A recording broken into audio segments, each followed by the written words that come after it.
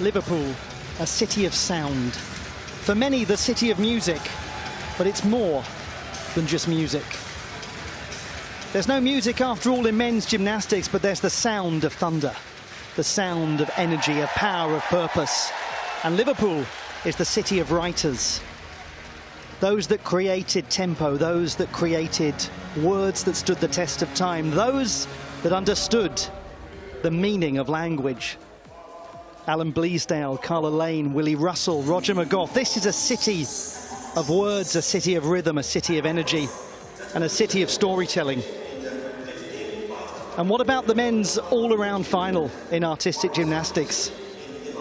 What's the story of this one? Welcome, wherever in the world you're watching the action from. Ollie Hogben here, and it's a pleasure to have alongside me Blythe Lawrence, who's going to attempt to create some sort of sensible narrative that the writers of Liverpool would agree with. But how to create narrative? The story is very interesting here, Ollie. The top 5 qualifiers are who you might have expected to this all-around final, though not in the order you might have expected them. At the top of the table sits Tanegawa Wataru, a Tokyo Olympian who has often been overshadowed by his teammates, including Olympic champion Hashimoto Daiki, who is second. And just behind them is Carlos Yulo of the Philippines, a man who finished 10th the last time he competed at a World Championships. And this time he is right up there with the leaders, just 67 thousandths of a point out of first place in the qualification. If he can master his difficulty, which frankly is outrageous across all the 6 apparatus, he stands a chance at the title. 2 others who can't be counted out, Joe Fraser of Great Britain and Zhang Boheng of China. Neither was particularly happy after qualification. Both can do better. And those are your 24 that have made it through to the men's all-around final. Who in the lower names in terms of qualifiers could mount a challenge? There's always a surprise to be found in gymnastics. Yes, the Liverpool poets who created the Mersey sound, Roger McGough, the master of the beat poetry, poetry that was contemporary and about now. Well, what about now? The question is this: what to do about Wataru, who's pulled off a coup by being the top qualifier here in Liverpool? Could we all feel the power of Tanegawa? But just below him, oh crikey, it's Daiki with a champion psyche. This is the man who won all-around gold at the Olympics. Hashimoto, for many, is often the go-to. Now then, watch out. Sometimes Yulo may lie low, but in full flow, his chances are more than so-so. The man from Manila is always a thriller. In Munich, Fraser was sharp as a razor and became a trailblazer when he became the first British European all-around champion. Will Joe put on a show? But for the top qualifiers, Boheng is a name that will get the nerves jangling. It's the reigning world champion. Will Zhang go out with a bang? And it's this teenager's World Championship debut, so we've not yet had the chance to have a brimful of Asher, but Hong, when on song, can do no wrong. At the European Championships, this young Spaniard almost took an all-around medal. He's had a great year, proving that Joel is on a roll in pursuit of a goal. Will it fall into place for him? Will it be served on a platter? And finally, US champion Brody Malone. Nationally, he's the man they can't dethrone, and internationally, well, he's hardly unknown. Could the American raise the bar here in Liverpool? This isn't even going on telly, this is just from me. And those are just the top 8. So who else might mount an attack from the chasing pack? It's time to begin the men's all-around final in Liverpool. A city of culture, a city that has drawn the attention of the world for decades and decades. And now it's time for a new kind of artistry in this city of culture.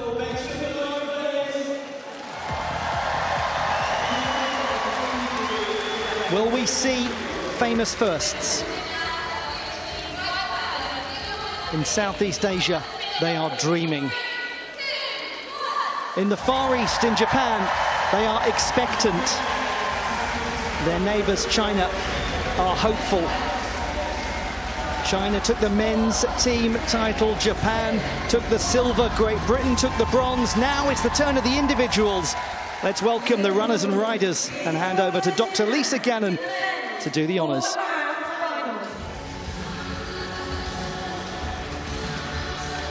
Starting of the ring,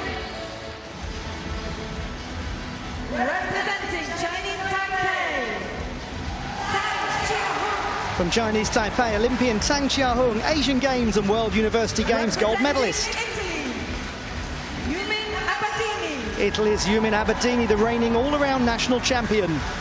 Representing Ukraine, Ilya Kovalchuk. Olympian Ilya Kovalchuk of Ukraine, the all-around bronze medalist at last year's World Championships. Representing Spain, Nestor Abad. Spain's Nestor Abad, Olympian and two-time Youth Olympic Games medalist. Representing Hungary, Christopher Mezharov. From Hungary, Christopher Mezharov, two-time European Championship medalist. And representing Germany, Lukas Dauser. Germany's Lukas Dauser, Olympic silver medalist and the reigning all-around national champion. Starting their final on pommel horse. Now these are the second highest group of qualifiers. Representing Great Britain, Jake Jarman. Great Britain's Jake Jarman, the reigning Commonwealth Games all-around champion. Caio Souza. From Brazil, Olympian Caio Souza, the reigning two-time Pan American champion. Representing Netherlands, Casimir Schmidt. From the Netherlands, Casimir Schmidt, European Games medalist. Representing the United States of America, Brody Malone. The USA's Brody Malone, Olympian World Championship medalist and the reigning two-time all-around national champion. Representing Spain, Joel Plata. Spanish Olympian Joel Plata, the reigning all-around national champion and Mediterranean Games medalist. Representing Brazil, Diogo Suarez. Diogo Suarez of Brazil, the 2018 Youth Olympic Games all-around bronze medalist. Starting their final on vault. Representing Romania, Gabriel Bertanete. Romania's Gabriel Bertanete, a junior world champion. Representing Belgium, Luca van der Keibus. From Belgium, Luca van den Keibus, Youth Olympic Games medalist. Representing Colombia, Yosimar Orlando Calvo Moreno. Colombia's Josimar Calvo, Olympian and winner of 35 gold medals in Pan American competitions. Representing Hungary, Christian Balázs. Hungarian Christian Balázs, Youth Olympic Games gold medalist. Representing Norway, Sofus Heggesnes. From Norway, Sofus Heggesnes, the reigning Nordic all-around champion. Representing Italy, Lorenzo Mincasali. Italy's Lorenzo Casali, European Championship and Mediterranean Games medalist. And now to the top group of Starting their qualifiers. final on floor exercise. Representing the People's Republic of China, Zhang Boheng. From the People's Republic of China, the reigning world all-around champion, Zhang Boheng. Representing Great Britain, Joe Fraser. Olympian Joe Fraser from Great Britain, the reigning European all-around champion.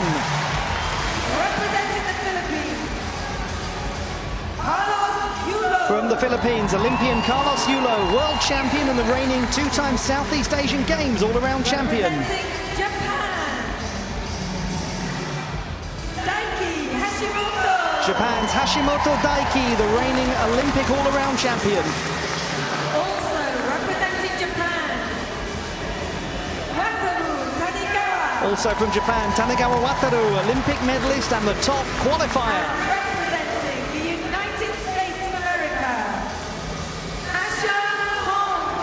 The USA's Asha Hong, all-around bronze medalist at this year's national championships. For the gymnasts in the men's all-around finals. Those are your 24. And a very fine 24 they are too.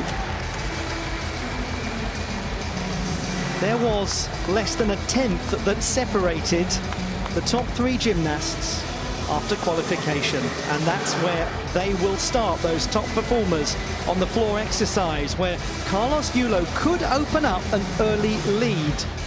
He's got some beautiful work there. On the pommel horse, it will be a gymnast like Caio Souza, who will be interesting to watch, because he was a real contender for all-around glory a year ago, but it became problematic on the pommel horse for him. You can't rule out someone like Ilya Kovtun of Ukraine. He'll start on the still rings, bronze medalist at the World Championships last year. Over on vault could be a very good beginning to the campaign for Gabriel Bertonete of Romania, who was the junior world champion on vault in 2019. And that's just a very brief glimpse of what is to come. And now we're having a look at some of the contenders. Over the shoulder there just a moment ago, we were looking at Carlos Yulo, Jang Bo-heng, and there is Hashimoto Daiki. I mean, Blythe, everywhere you look, there is a perfectly credible, no, let's try that again, a perfectly likely winner of this title. It is so hard to choose when you're making your predictions at home who you think is going to take it, because frankly, they are all capable. Well, Hashimoto Daiki won the home prize in Tokyo and then went to Kitakyushu, just southwest in Japan, where he came up against a gentleman who wasn't at the Olympics, Jang Bo-heng, who beat him for the all-around world title.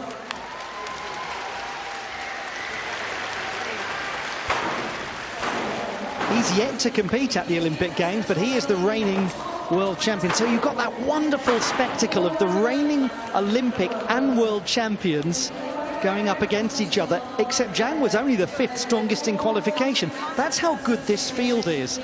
The reigning world champion was the 5th best in the preliminary round. And it has to be noted that, like the entire Chinese team, he had huge problems in the preliminaries and then completely solved them in the team final. So we will see how he does tonight. Just a glimpse there of a gentleman who'll be waiting to challenge from his position in the 3rd group. The bronze medalist at the World Championships last year, Ilya Kovtun. He did that right after becoming the European Championship all-around bronze medalist. He's only 19. He's accumulated an incredible amount of international experience. He's won over 20 World Cup medals. So for those of you who don't know, the World Cups are the regular season events that happen on a bi-weekly or monthly basis. He's done extremely well there. But in terms of sheer revelations, Tanegawa Wataru, you may notice there's nothing under his name talking about his all-around accomplishments. He doesn't really have any internationally, and yet he was the best performer in qualification. Joe Fraser of Great Britain, the reigning European all-around champion. Joe Fraser was somebody who we wondered about in terms of all of the gymnastics that he'd actually been doing this year, what kind of condition he might be in coming into these World Championships. But he does have just about the biggest heart in gymnastics. He just keeps going. Ah, yes, and then him, Carlos Yulo, the reigning Southeast Asian Games champion. Blythe, where do we begin when talking about Carlos Yulo? You have to begin with his difficulty. He packs more into a routine than some people think is conceivable. Sometimes he has trouble controlling it all, and that's perfectly understandable because the difficulty really is just once again out of this world.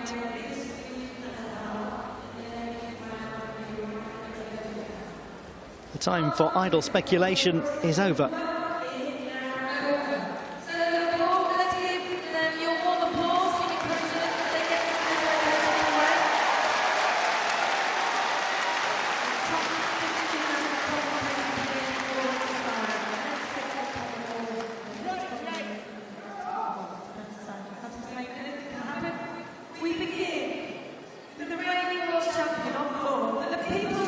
What a lovely place to start this men's all-around final at the World Championships in Liverpool with the reigning world champion Zhang Boheng of China, 5th strongest in qualification. This is a tumbling pass that has been popularized since the code of points changed after the Olympics. Front layout full to immediate double front in the pike position.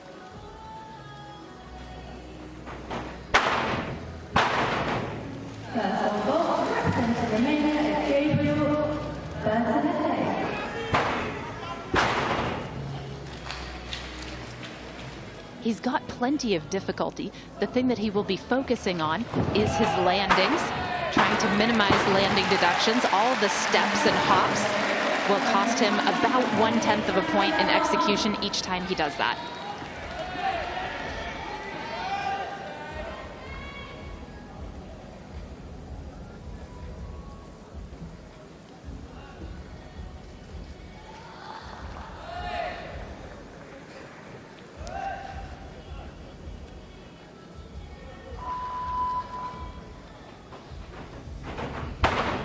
Dismount triple twist. For somebody who was the 5th best performer in qualification, he represents an enormous threat to the top 3. Zhang Boheng, he started with 14.5 on floor in qualification. Let's see how the score compares. We head over to the pommel horse to join Jake Jarman of Great Britain, the Commonwealth Games all-around champion for the English team. 13.533 for this routine in the preliminary round. He was the 11th best overall.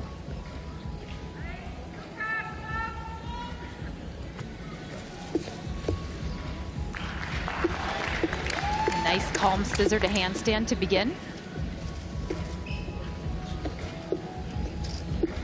Pommel horse as an apparatus was just vicious to almost every team in the men's team final.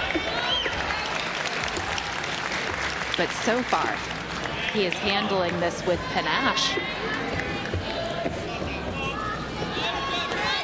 He's getting ever so close to those handles, and yet he's somehow managing to remain on the apparatus. He's pirouetted round, and he's done the job quite exquisitely.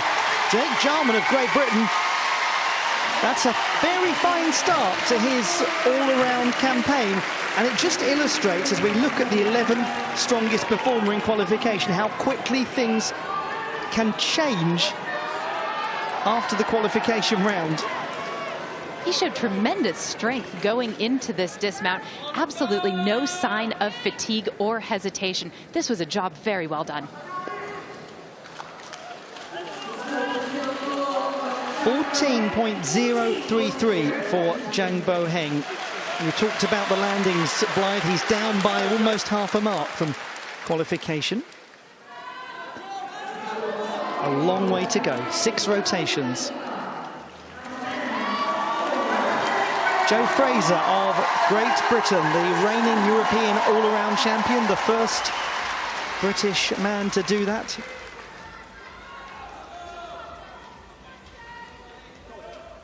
This is his 4th World Championships. He scored 13.9 in qualifying. That's a first tumbling pass, if ever there was one.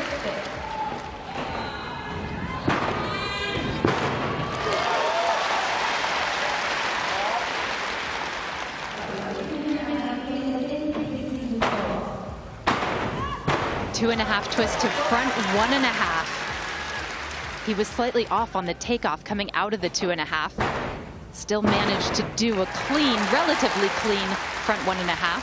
His legs were slightly bent. He might receive a small deduction for that.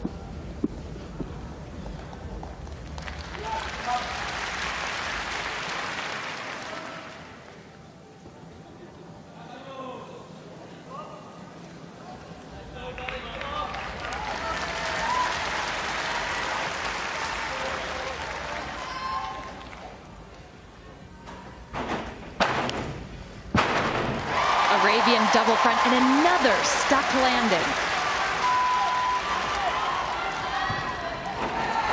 Last pass. Full twisting double tuck. Impressive beginning by Joe Fraser of Great Britain, the 4th best in the qualification round. He is the reigning English and British all-around champion. We'll have some big work to come later on the parallel bars. He can also be very strong on pommel horse, although it has been problematic at these championships.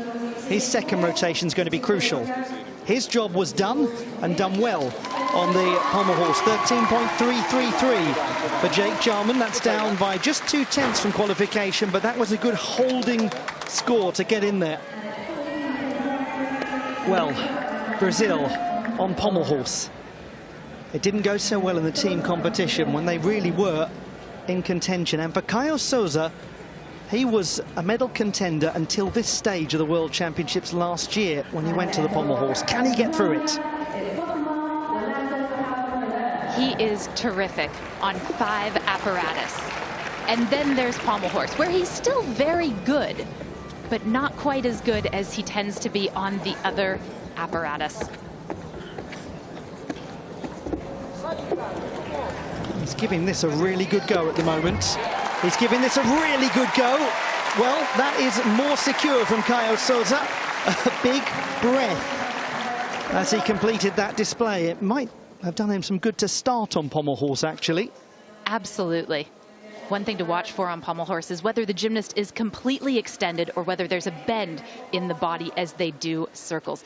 This was his dismount, and just like you said, Ollie, it may be a relief for him to start here. 13.866 for Joe Fraser. That is virtually the same as qualification. The next rotation will be the big one for him on pommel horse, where he was quite down from his usual capacity. Arguably, the single standout moment of men's qualification came from this gentleman on this piece, Carlos Yulo of the Philippines. He scored 15.266 for an outrageous floor routine. Matching that might be virtually impossible. Or it might not be. Beautiful start. 2.5 twist to immediate front double pike. And this, a double twisting double layout with both of the twists done on the second layout. Highly unusual and really beautiful. Front layout full to front 2.5. We can't overemphasize the difficulty. And here, a triple twist as a side pass. Most gymnasts do a double twist. He does another full twist, having already done some of the most difficult tumbling passes you can do.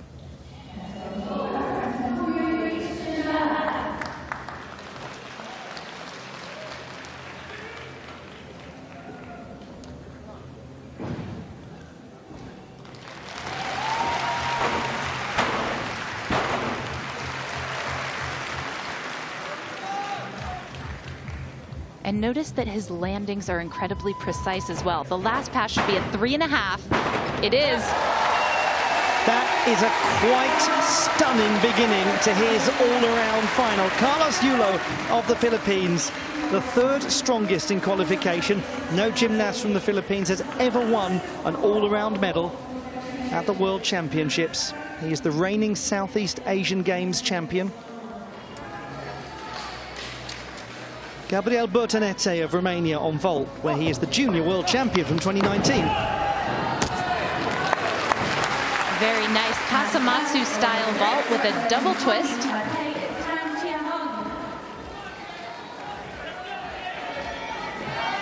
He's got a very powerful approach and a powerful block or push off the table. Plenty of time to get the double twist around. Does have to take quite a sizable step on the landing and has a penalty of 1/10 of a point as well for going offline. 14.5 the score for Gabriel Bertonete. He goes to parallel bars next, where he is quite positive as well. Now Caio Souza scores 12.766, so he is down by a few tenths, about 4 from qualification. Nonetheless, that is a better performance on pommel horse than we saw at the last World Championships from him. To Casimir Schmidt of the Netherlands, 9th strongest in qualification. How great to see him here in this all-around final, the 27-year-old.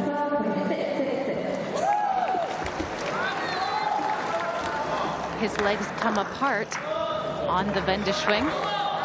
However, he's made a very nice recovery. This is a Busnari up through the handstand and back down. Of course, a gymnast can't hesitate or stop on pommel horse. Once again, the split of the legs will receive a sizable deduction, but good for him for getting through.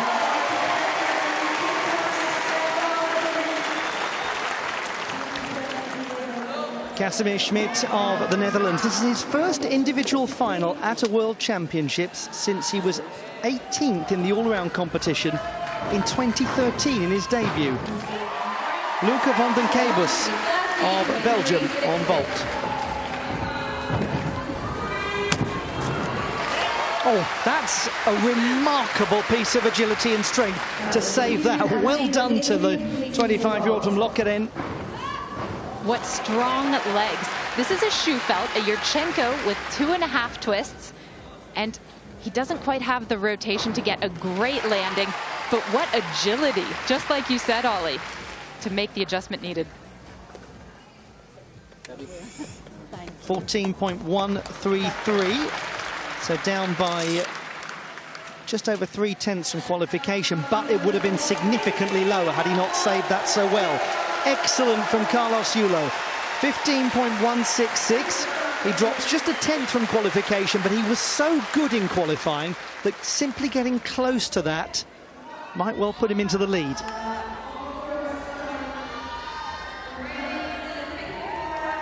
What a start. And now we have the Olympic champion, Hashimoto Daiki. 14.466 in qualification. He was the second best overall.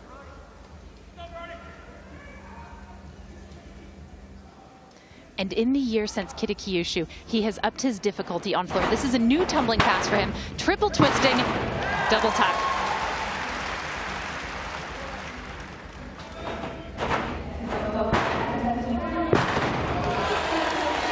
Second tumbling pass, the same as the first, but one less twist.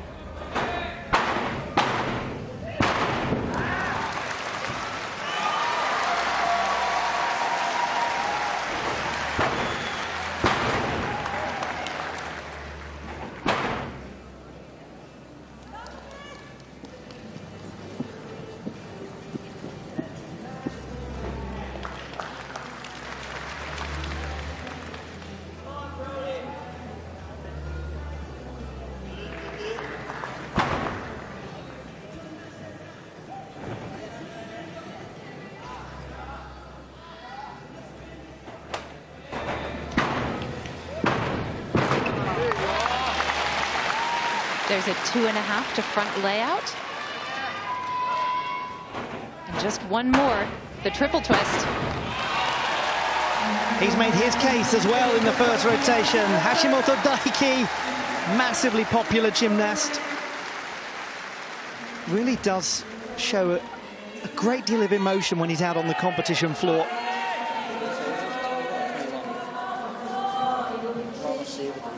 Casimir Schmidt scores 12.733, so he's down by close to a mark from qualification. Quite a lot of form breaks contributing to that execution score of just over 7.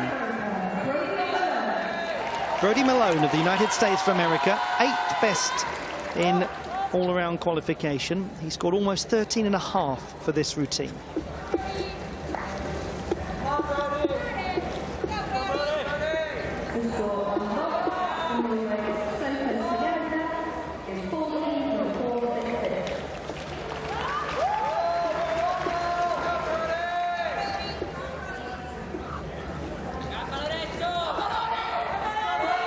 Very smooth so far. He's gotten through one of his most challenging sequences. Strong dismount. Well, the pommel horse so far is not behaving quite as it did in the team final. It's a little more secure looking over there.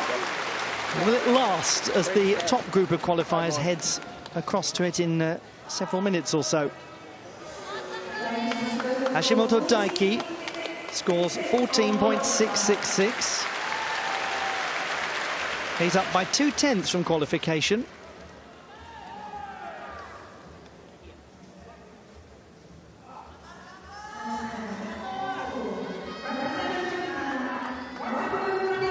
Tanegawa Wataru of Japan, 26-year-old, who was the top performer in qualification. Hugely impressive.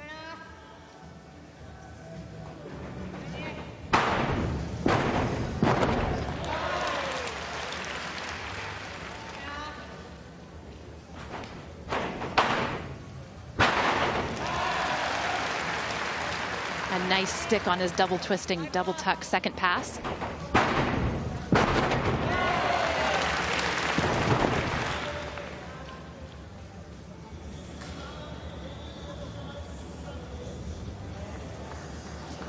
This is a strength hold called a mana.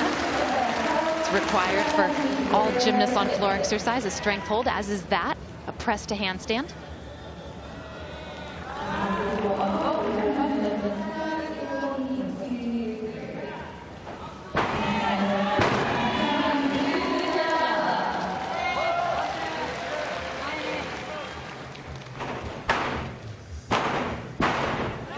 Round off back handspring, 2.5 twist to front layout full.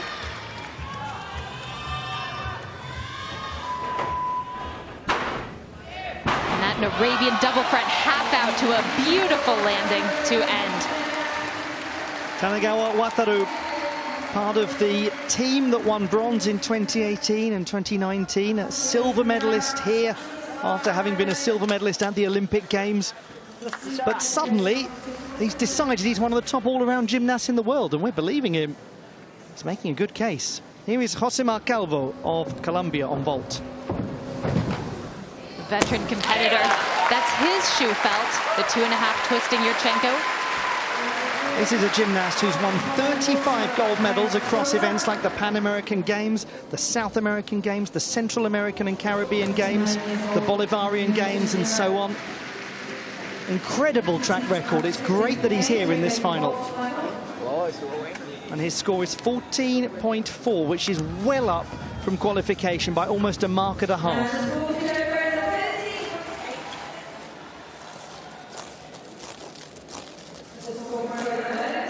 Brody Malone, 13.766. That's a gain of 0.3 from qualification. Secure beginning for the 22-year-old from Johnson City in Tennessee. We'll learn a lot about Joel Platter's all-around challenge from this first routine. He scored 12.9 in qualification. And regrettably, Joel Platter has come off the apparatus, taking a full mark deduction for the unintentional dismount. This is the gentleman who was 4th at the European Championships in the all-around. Just completely misses his left hand as he comes around for the circle. Hand placement is so critical on pommel horse. It's a touch wild in places, but he's fighting through this with the sort of tenacity you expect from Joel Platter. He's done well. Either side of that, he's done very well. The all-around national champion from July.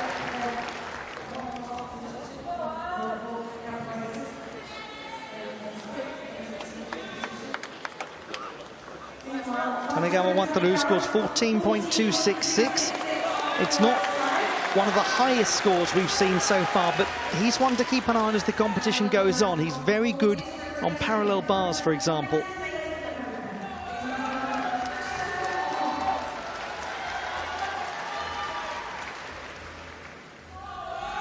Asher Hong of the United States of America.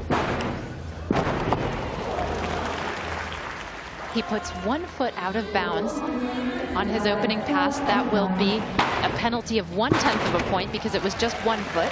It would be 3/10 if it were both feet.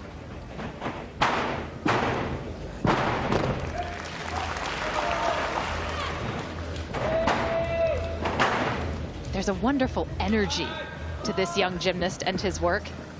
Beautiful flare sequence up through the handstand and back down.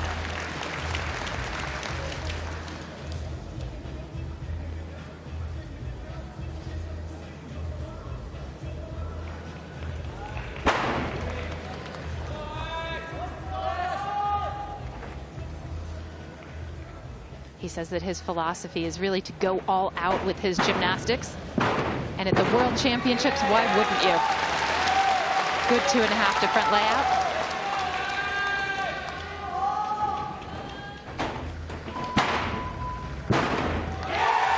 This is, in essence, his full international debut. And what a good debut it's been for young Asher Hong. He's only 18, this gentleman from Texas. And for years and years, American gymnastics fans have been talking about him coming through the system. We've all been waiting to see him internationally, and it's exciting. 11.533 for Joel Platter is not the sort of exciting number he was hoping for.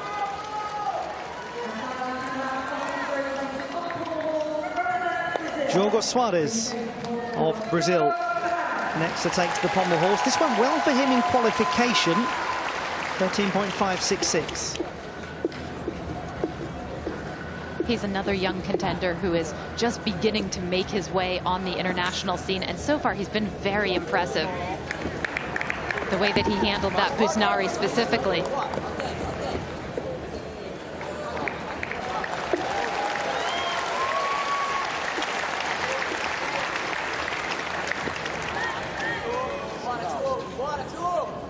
This has been very impressive so far. What a nice start from Diogo Soares of Brazil, the all-around bronze medalist at the Youth Olympic Games in 2018. He was in the second group of qualifiers there and made it onto the podium. He's definitely a stealth contender in all-around competition. There were 2 or 3 places in this routine where it looked like things might be beginning to go wrong. You see, he has to rush his dismount a bit because, once again, hand placement, but look how calmly he dealt with it. He was the all-around bronze medalist at the last Pan American Championships in 2021, or the one last year, I should say. 14.266 for Asher Hong. That's a very good improvement from qualification, up by 0.4 of a mark. Let's catch up with Sofus Hegemsnes of Norway on vault, the reigning Nordic all-around champion. That's a good beginning to his campaign as well. He was the 19th strongest in qualification. Really popular gymnast, Sofus Hegemsnes. He spent his whole life in Oslo, but says he's an American at heart as well, as his mother is from California.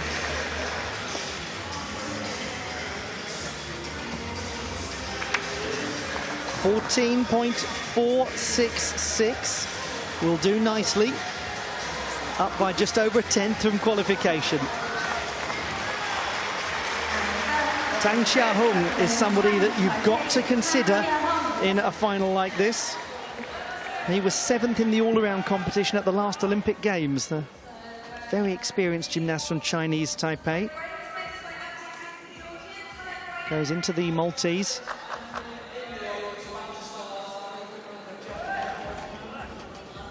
And once again, not the most difficult routine that we'll see on the rings, but it's tidy and secure as he hits handstand without too many issues. Jonasson to Yamawaki. And into a reasonably well-presented iron cross.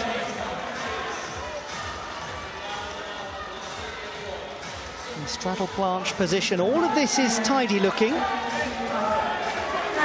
And again, not too much of a flicker going into the handstand. Well dismounted. And that's a promising beginning from Tang Xiaohong.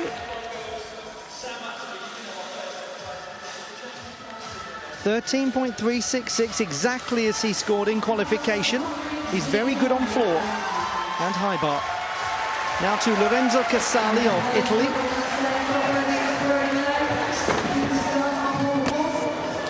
And he's got some difficulty in his vaulting, puts the extra half twist into the Kasamatsu style vault to get round for the double. It's a little battle to get all the way round, hence the step out of bounds.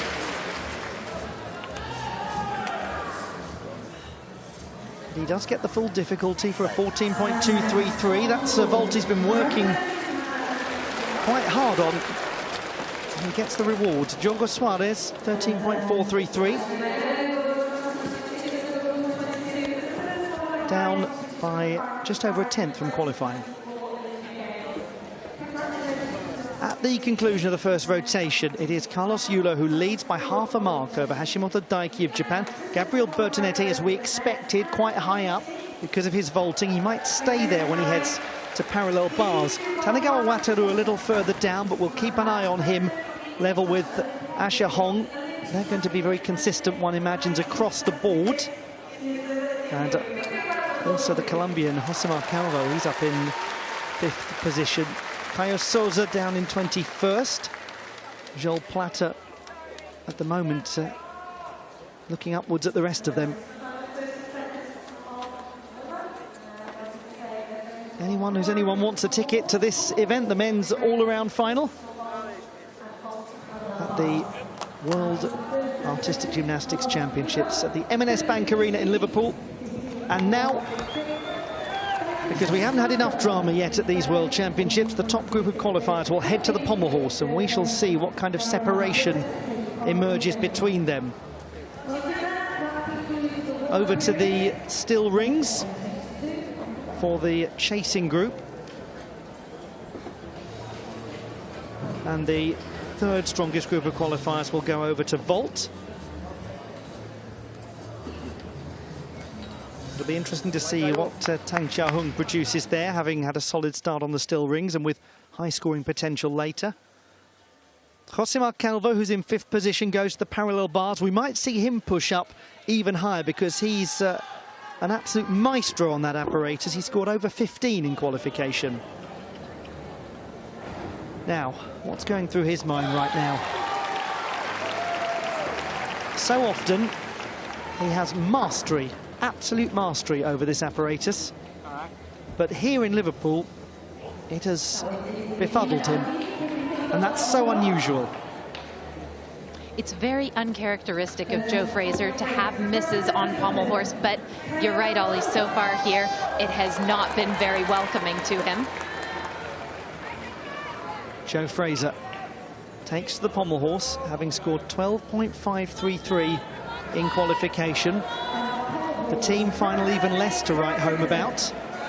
But he is the reigning Commonwealth Games pommel horse champion. Will we see that version of him? Let's discover.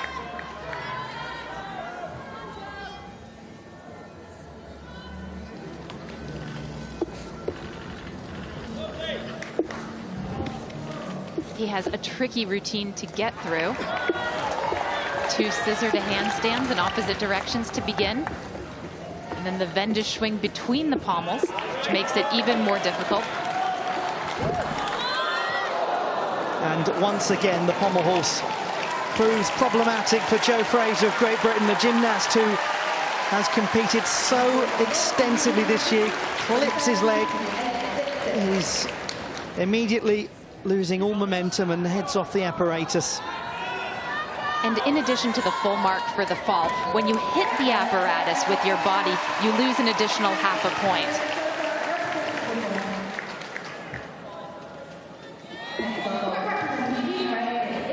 It's now about what he can save from an execution standpoint.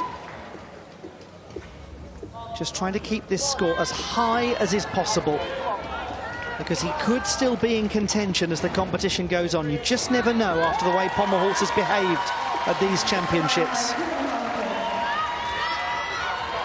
And in terms of minimising the problem, that's about as well as it could possibly have gone for Joe Fraser. So, there's an asterisk by it, but it's not clear yet. And you make an interesting point, Ollie, because we have seen some almighty battles from gymnasts to stay on the apparatus. But when they do that, usually they are racking up execution deductions. Yes, he came off, and yes, he will lose a mark in something, but he didn't have those supplementary execution deductions that some gymnasts might. It's a very good point you make there, Blythe, actually, that often taking the fall off the apparatus can be the healthiest thing to do for your score. Luca van den Kabus of Belgium inside the top 10 after the first rotation, which was on vault for him. But this is a piece that he performs rather stylishly on. He was the silver medalist at the National Championships in all-around competition earlier this year.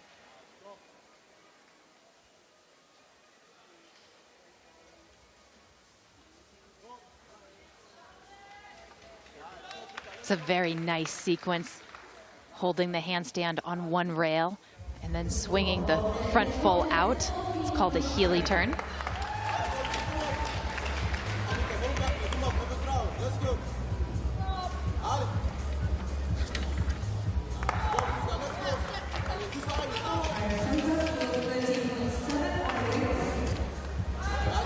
Good, strong Diamidov.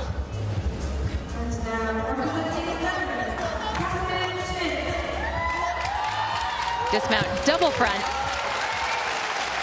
The graduate of business management at the Artevelde University of Applied Sciences is looking very strong so far in this all-around final. Joe Fraser, 13.166. Now that actually is an improvement of over half a mark from qualification, exactly as we were talking about, minimising those issues and taking the fall, coming back on and picking up points once again. Carlos Yulo of the Philippines will be hoping for something that in no way resembles qualification. This is a key routine for him, maybe the key routine. 11.766 in the preliminary round. He's certainly capable of a great number on pommel horse. Beautiful extension on his flares. Adding a full twist as well.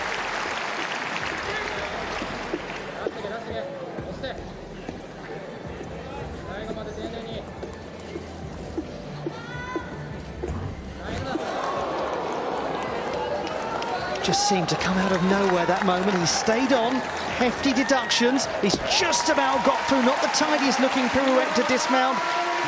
A very interesting start. I made the dreadful decision to say in the last rotation that pommel horse was starting to behave itself a little more, but now that the top group have gone to pommel horse, we seem to be back to the narrative of the team final.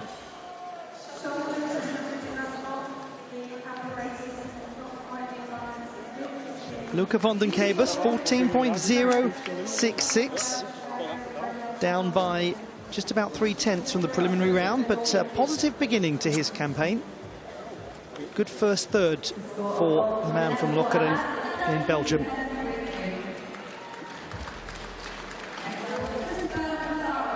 This gentleman is one of the greatest gymnasts in the Pan American region. Josimar Calvo, if you've not had the chance to see him before, 28-year-old from the north of Colombia, very close to the Venezuelan border in Cucuta. Competed at the Olympic Games, and he's a terrific parallel bars gymnast. A little front flip to begin. That skill is known as a Makutz.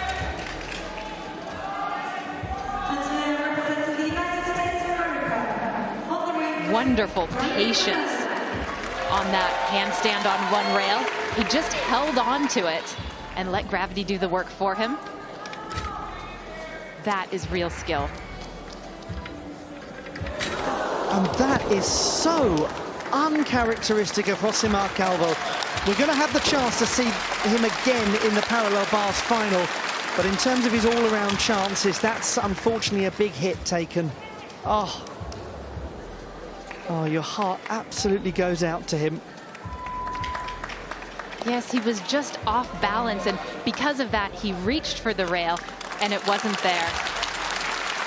It's a shock to see him take a fall like that, really. Just last month, he won the parallel bars title at the South American Games in Paraguay.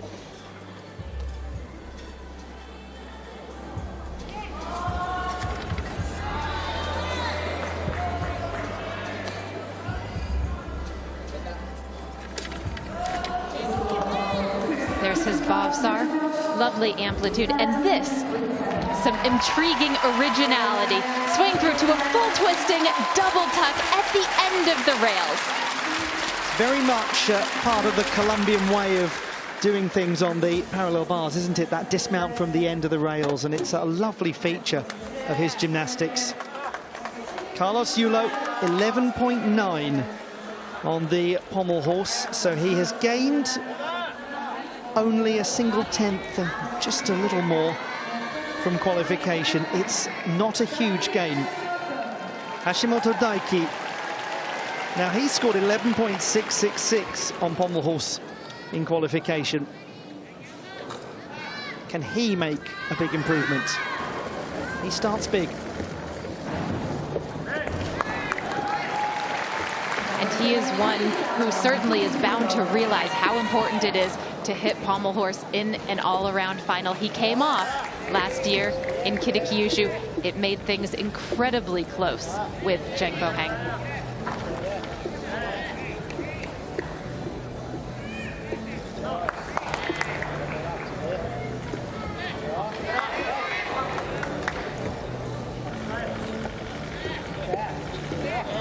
There's a really nice variety of elements, both the circles and the flares. Now that is a good piece of work, and then some, from Hashimoto Daiki on the pommel horse, transformed from qualification. And that might enable us to start thinking of him as something of a front runner in this all-around final. The first really to look quite assured from that group, that top group on this apparatus. As you said, by lots of variety. Just a moment where you wondered if that pirouette was going to slightly overbalance, but he got there.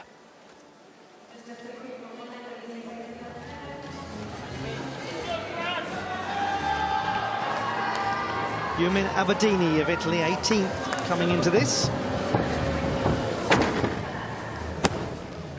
He is the reigning all-around national champion, the man from Bergamo province in the north of the country, and it's his debut World Championships.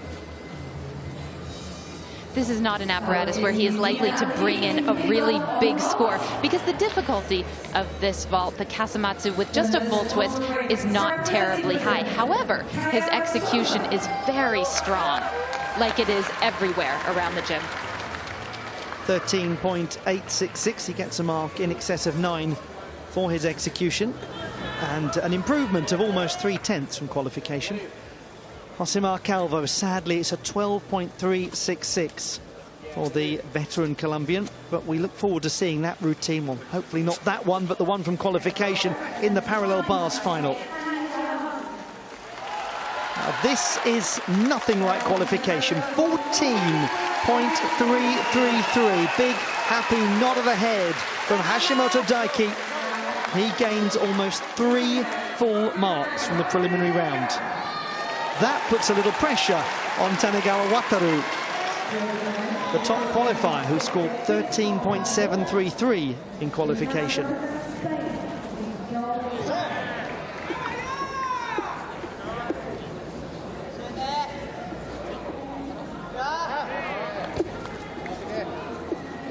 It's an unusual beginning, incorporating circles in between his scissor to handstands.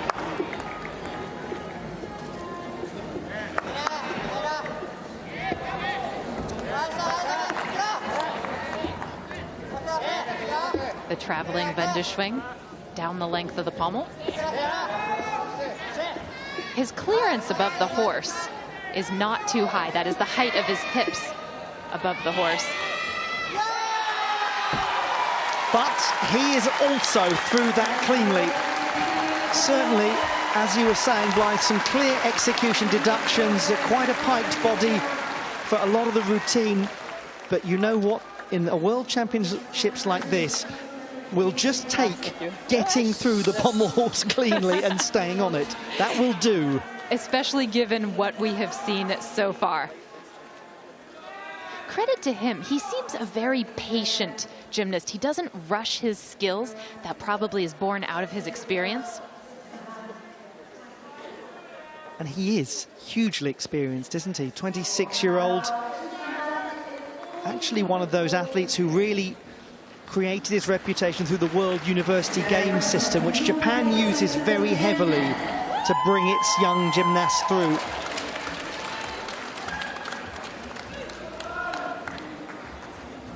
Nice beginning from Sofus Hegemsnes, the Norwegian in 4th place after rotation number 1. Let's see if he can keep his momentum going.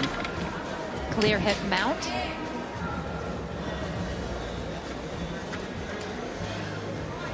There's the ever-popular Healy turn. Really nice back toss, quarter turn out onto one rail.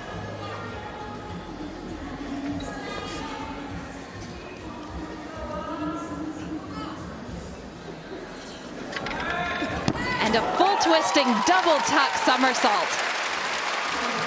He certainly started this one stylishly. Sofus Hegemsnes of Norway, the reigning Nordic all-around champion and an Olympian from Tokyo. The dismount is so difficult that it almost creeps up on you. He's so calm, and then he launches into that. Clearly the hardest skill in his routine. I'm sure you could see there the Olympic tattoo on his arms. He said the emotion hit him so hard when he realized he'd achieved that childhood dream. Tanegawa Wataru, 13.766. So actually, he has gained just under a 10th from qualification. Now we head to Asher Hong of the USA, who started so well on floor with a gain of almost half a mark.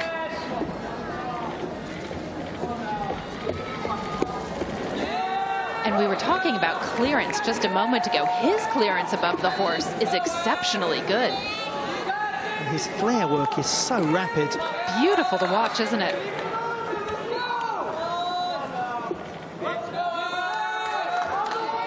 He does move quickly with great assurance. Traveling flares.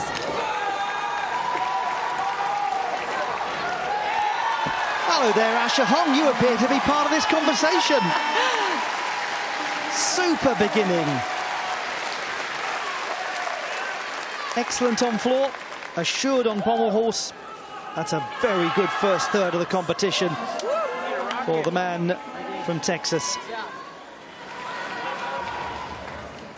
Ilya Kovtun started with 12.666. Now he heads to vault, where he can produce some very good numbers. Quite a big adjustment step on landing.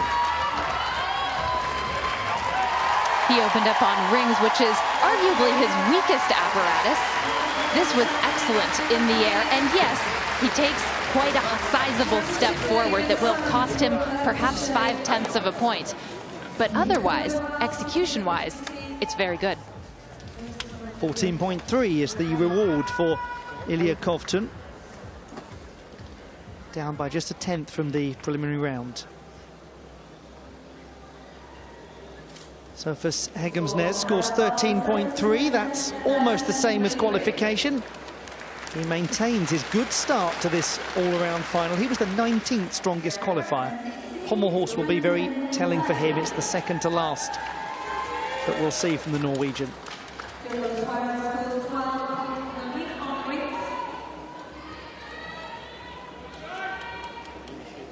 Lorenzo Casali, 8th place after the vault. Now to the parallel bars, where he scored 13.2 in qualification.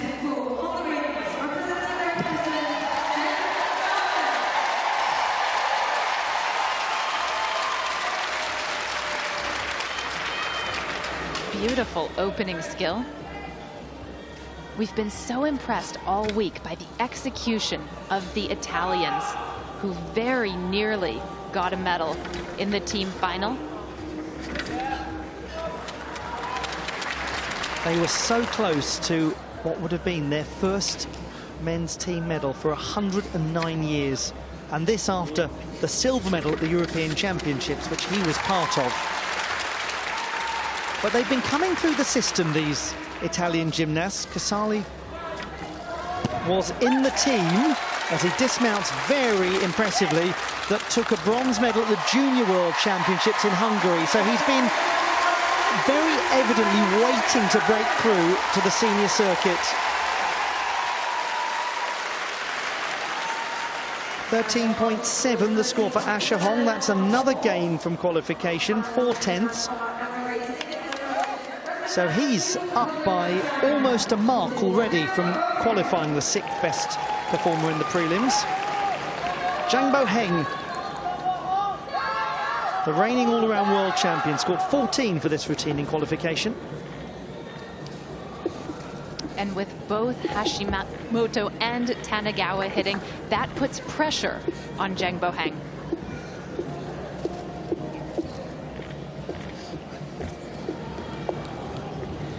Goodness, the height of his clearance there was remarkable.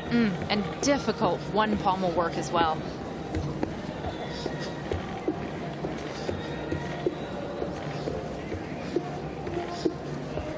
Such a lovely straight body positioning in the Magyar-Shivado combination.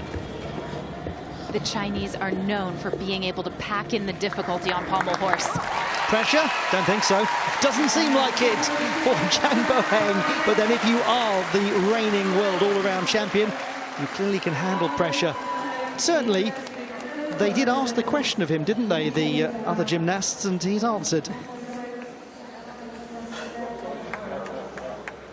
14.333 for Lorenzo Casali on the parallel bars. He's gained 1.1 plus. And that is a really impressive display.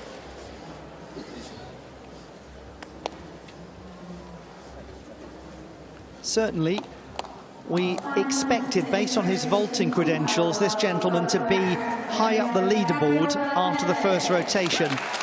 He's also a very fine gymnast on the parallel bars. Gabriel Bertonette started with a 14.5 on vault. The Romanian men have an excellent tradition on parallel bars. A lot of international accolades have been won by this team on this apparatus.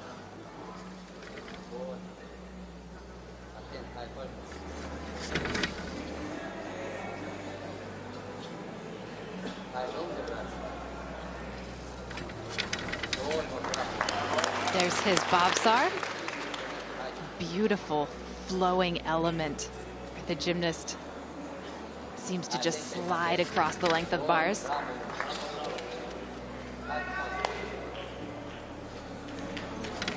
Double pike dismount. Slightly tentative in the landing, Gabriel Bertonette. A 20-year-old from Vadopashi in the east of Romania, about 200 kilometers from the Black Sea. And it is his first senior world championships. Zhang Boheng's score is 14.233. He gains almost 3/10 from his qualification performance. Brody Malone over on the still rings, having placed 12th at the end of the first rotation, but that was on the pommel horse, so a secure beginning. He's got some big scoring routines to come, so it's about solidity and control now on the rings, enabling him to pick up big numbers and maybe move up into contention later.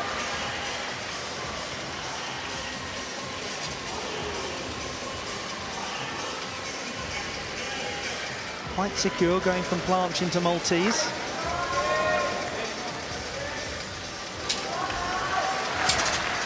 Yamawaki to Jonassen into a good straddle lever position.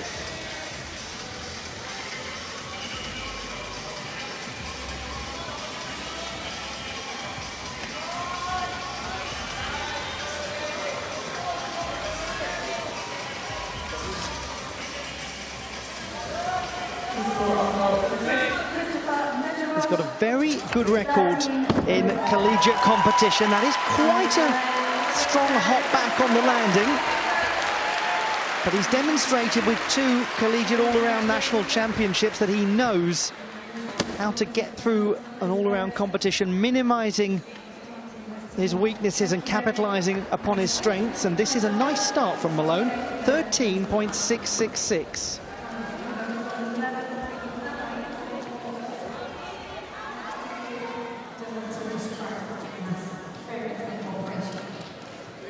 A first chance to catch up with Christian Balázs of Hungary.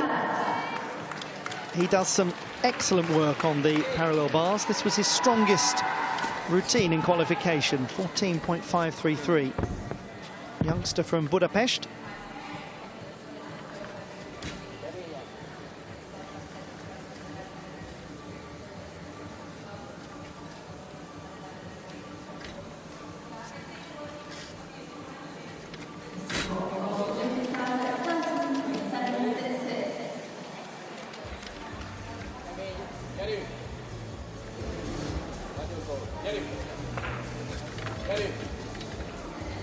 Decent amount of travel on his Bavzar.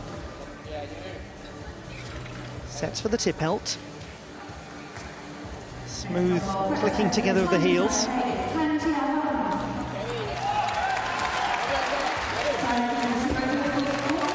A tidy looking display that from Christian Balázs. He did win a World Cup medal on parallel bars in Azerbaijan earlier on in the season. He now has 4 World Cup medals, and he's particularly strong on horizontal bar as well. 14.433, he loses just a tenth from qualification.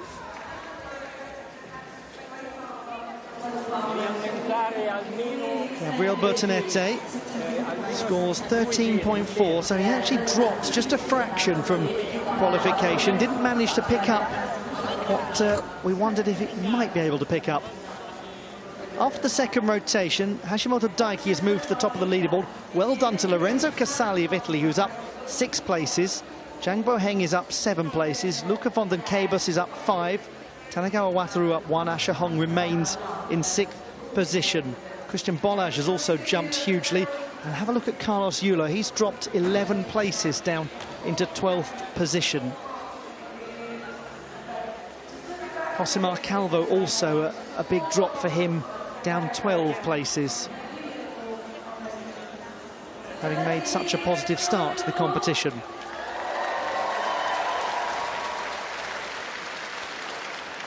To the still rings for the top group of qualifiers. And at the moment, Hashimoto Daiki is looking very assured. We must remind ourselves that with Lorenzo Casali in 2nd place, he is now heading to the horizontal bar. Brodie Malone there, who's in 10th position, will now be taking to the parallel bars. For correction to that, he'll go to the vault next, Brodie Malone. Parallel bars comes up 1 later, got a little ahead of myself. This is Lorenzo Casali's apparatus now. And also Luca von den Cabus is in 4th position.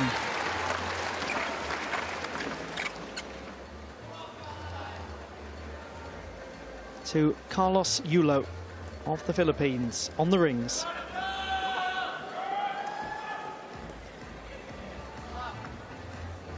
This is an excellent event for him usually.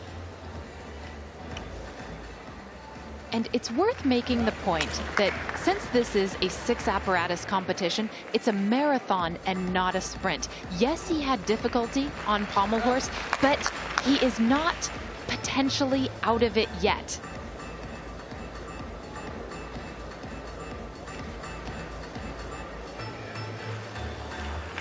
Very good inverted iron cross.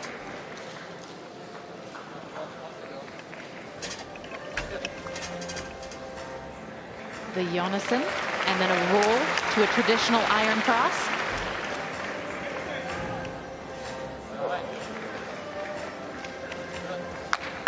He has got such splendid form, hasn't he? The execution of every element he does is just magnificent. Some slight struggles to control that handstand, though. He's a bit arched. On the whole, that was very positive from Carlos Yulo. He's from Malate in Manila, but has been based, as I'm sure many of you know, for a long time in Japan, in Tokyo, where he went in 2016 to train under a scholarship program.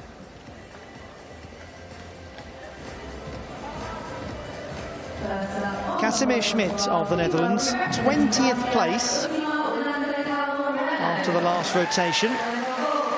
chance for him to move up a little now on vault. He was the vault silver medalist at the European Games in 2015, his only major international honours. He had a great performance in Baku. This is certainly an apparatus where he can make up ground. Turns in a very nice Kasamatsu 1.5 twists.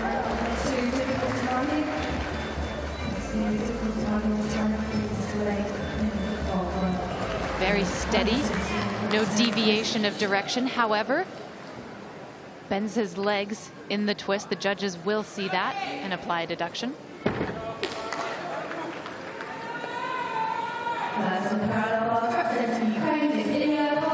Great that he's here. He couldn't compete at the last World Championships after injuring his shoulder and his ankle.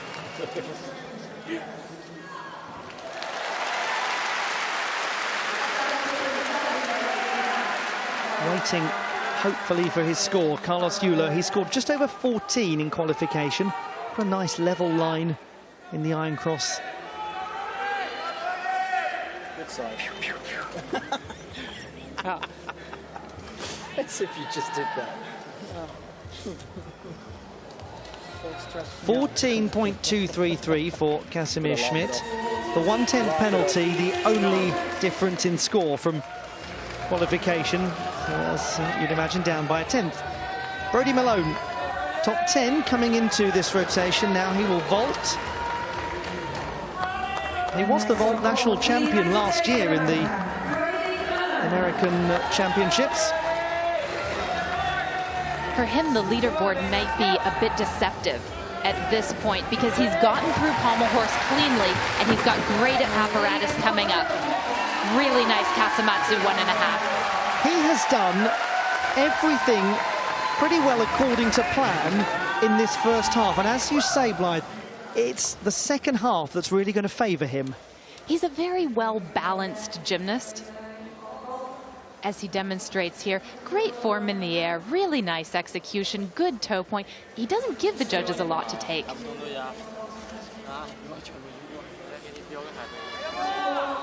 For Carlos Yulo, it's 13.5, and that's a drop of half a mark from qualification. It's secure, but it's not a huge score.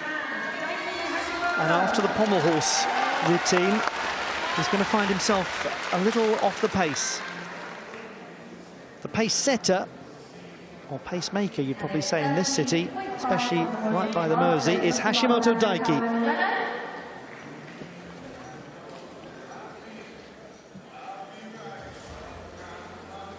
Next on the podium tomorrow, representing Hungary, it's Christian Balázs.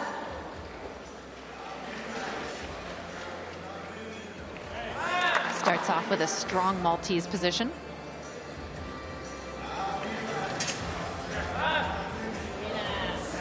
His inverted handstand is slightly high. There might also be a question as to whether he held that strength part for 2 seconds, as is required.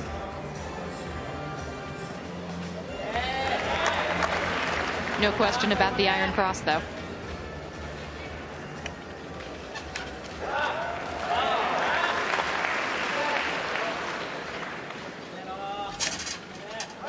And at least one swing to handstand hold. It's also a requirement on still rings. Here comes his dismount, giant double twisting double tuck. This is looking excellent from Hashimoto Daiki. That's a splendid first half. He's got through Pommel Horse without any real issues. In fact, more than that, he's got through it very well. On the floor, he gained marks. On the rings, he looked tidy. 14.5 for Brodie Malone. He's definitely made clear he's one to watch for the second half, when his real strength will come into play. If you can produce that kind of score in your weaker half, you're doing okay. You're doing more than okay.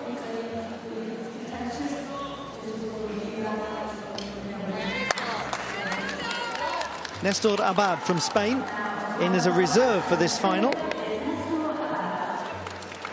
3 times he's been a Mediterranean Games gold medalist.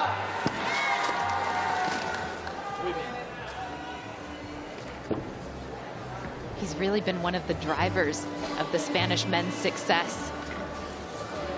That includes qualification as a team to the Olympic Games in Tokyo.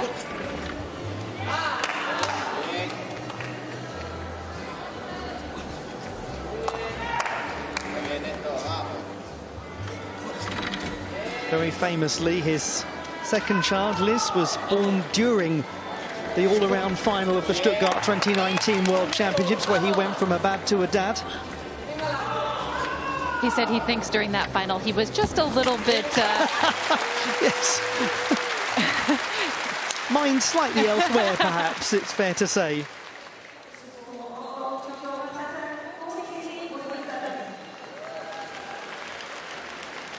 Hashimoto Daiki with 13.866, so that is almost as he produced in qualification, where it was 14.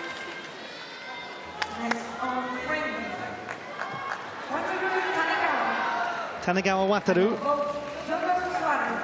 scored the same mark as Hashimoto in qualification, 14.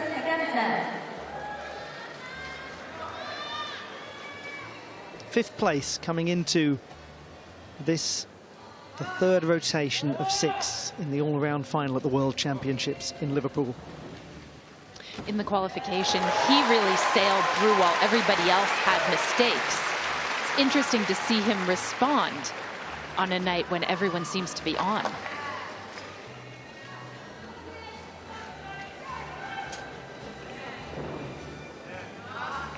Very secure planche position.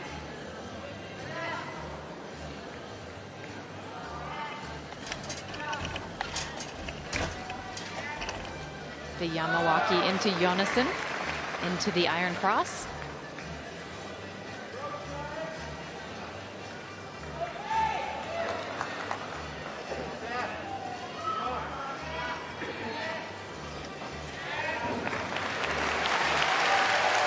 Once again, a slight struggle in the handstand like we saw from Carlos Yulo.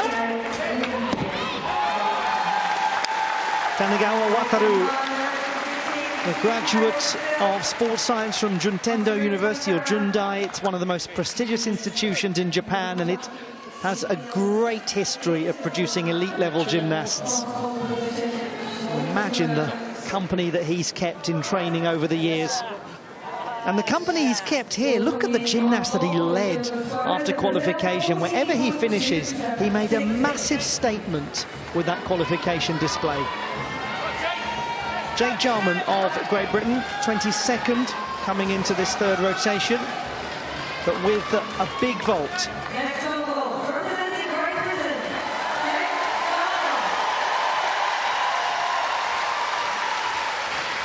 What he's indicated that he is going to do is not the hardest vault that he's capable of, but one that could nonetheless bring him an enormous score. He does this really well usually. Yes, that was an interesting tactical decision from Jake Jarman, not to go for the 6 difficulty, instead to go for the Dragulescu. And it seems to have prevented any real drag on his score. That might help him quite considerably. It really might. He's got mastery over this double front with a half twist out. And yes, he'll take a small execution deduction for the step on the landing. Otherwise, the mechanics of this are really good.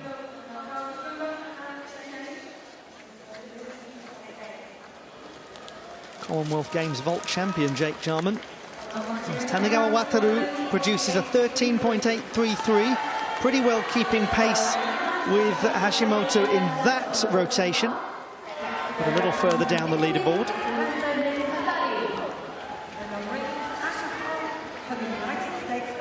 The young athlete from the USA who was in 6th place after the last rotation, Asher Hong, and he scored 13.9 in the preliminary round. When he's at his best, he makes things look beguilingly effortless.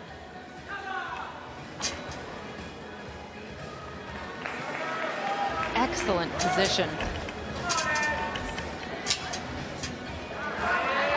And straight to the Maltese out of those swinging elements. It's so very difficult.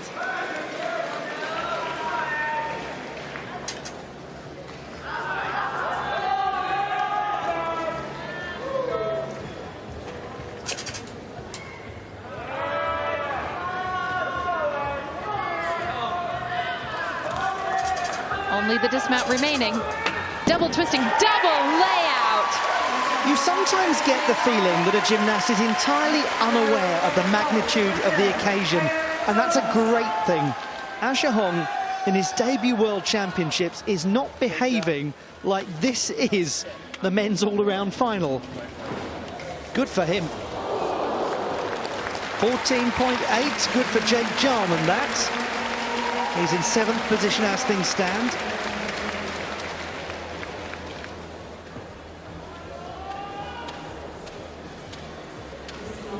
If this particular gymnast is to make their way up the standings, then they'll do it here.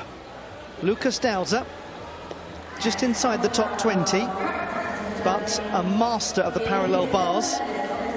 Silver medalist in Tokyo at the Olympic Games, Lukas Dauza.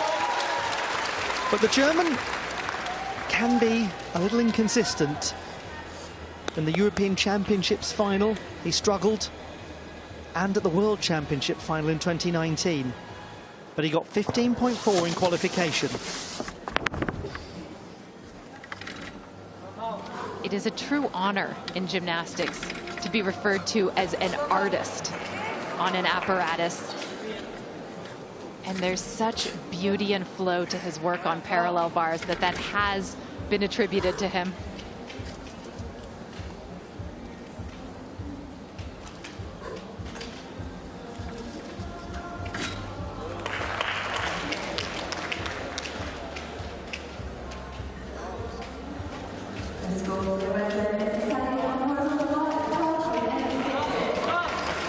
Everything is right to the handstand. Double front half out.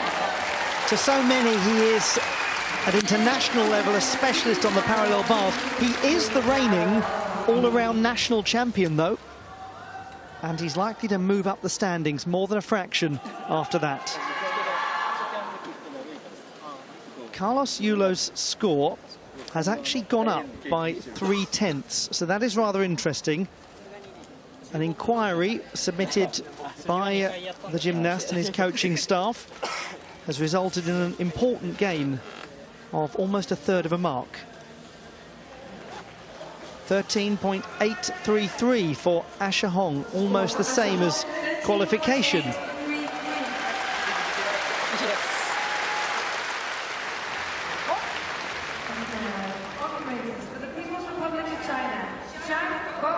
This is going to be the telling routine for Jang Boheng, because he scored 12.033 in qualification.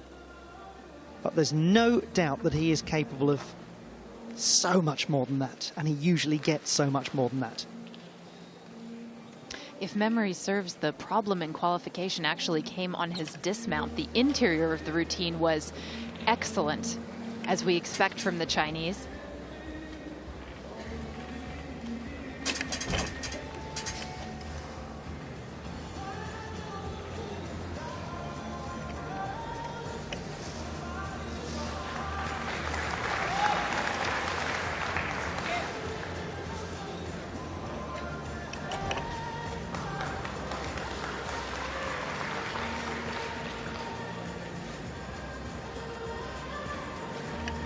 Part of their strategy for how they win competitions is to pack pommel horse, still rings, parallel bars with difficulty. Double twisting, double tuck. Transformation, dismount, secure. And in this final, and looking like he's there to stay, the reigning world all-around champion, Jang Boheng, from Hunan province, a huge province of 66 million people in the southeast of China. 15.166, the score for Lukas Dauza, puts him in 4th position at the moment.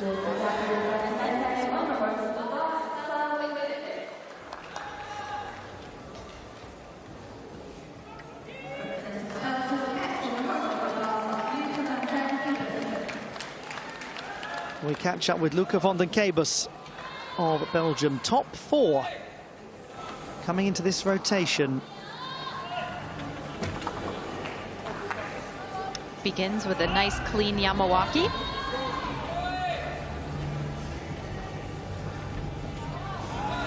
Stalled her to a hop with 1.5 pirouettes. That's known as a Takemoto. Very important to finish that at or near handstand. Or else there's a spectrum of deductions. He's got really good shoulder flexibility.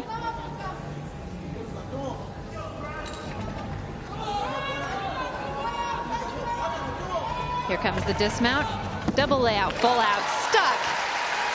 Great competition this for Luca van den Kebus of Belgium. He won the silver medal on the horizontal bar at the Youth Olympic Games in 2014. So he's got real established pedigree on this piece. And he's had an excellent first third of the competition. Zhang Boheng's score is 14.1.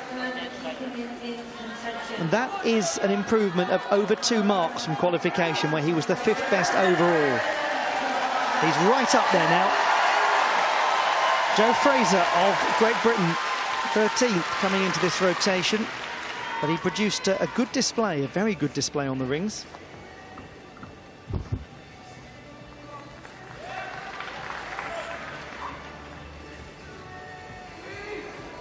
Two Maltesers, and on the second one, his body trembling with the effort.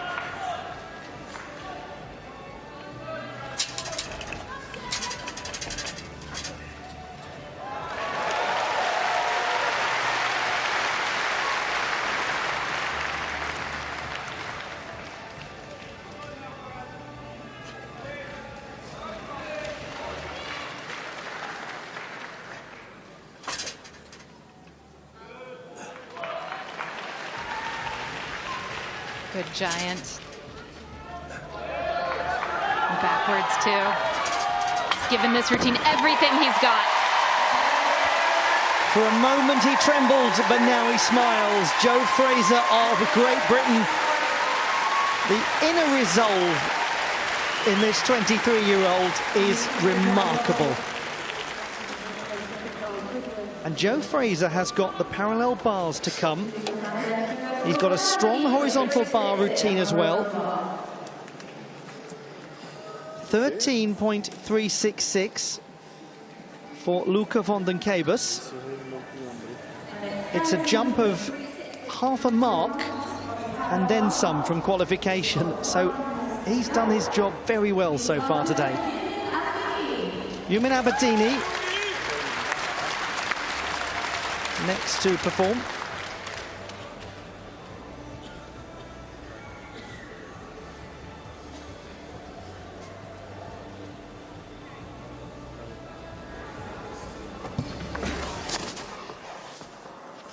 Clear hip handstand mount with quarter turn.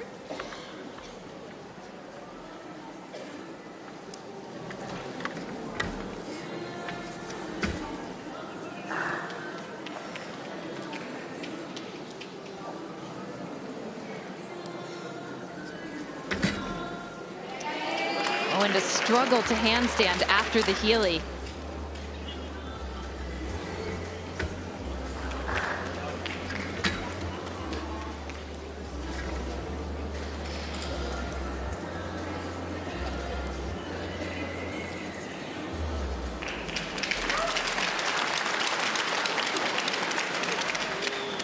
It was a tentative beginning, but he's done well to keep his composure. He's another of these young athletes who's making their World Championship debut. And they're scattered around here and there amidst these very experienced competitors. And it's an extraordinary amount of expectation, of pressure. Qualifying in the top 20 to an all-around final at the World Championships is a great accomplishment. For Joe Fraser, the score is 13.6. He's down by a few tenths in qualification, about a third of a mark.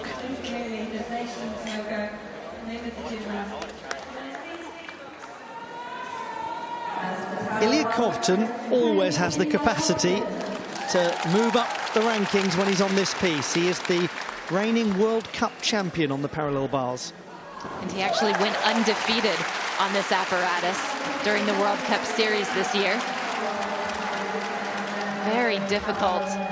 The handstand on one rail and then the Healy turn out. And the reason that we see that so often, that Healy turn, is it actually increases the difficulty of the skill that came before it if you do it successfully.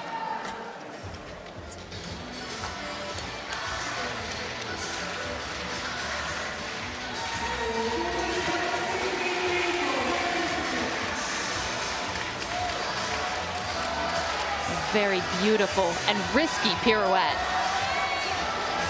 Uncharacteristic clip there from Kovtun. Very much so. And if the judges decide that he hit the apparatus, he will lose 5/10 of a point for that slip. Still, though, a routine that's just packed with difficulty. Uprise, double front. At his best on the parallel bars, and he's usually at his best on the parallel bars. He is so elegant and smooth, the cleanliness of his lines. But even the very finest can have moments. And there was quite a big moment in there. Nonetheless, all that was before and after looked great.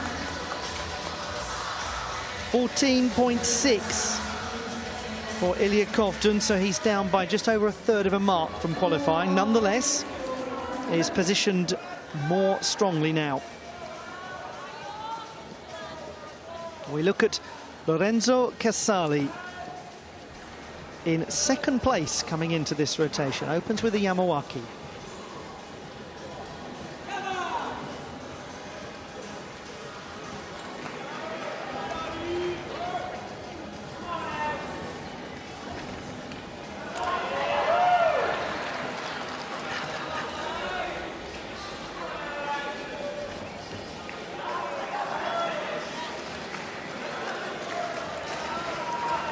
Keeping it simple. Now he executes his straight Kachev. And then the straddle Kachev. Got through those nicely.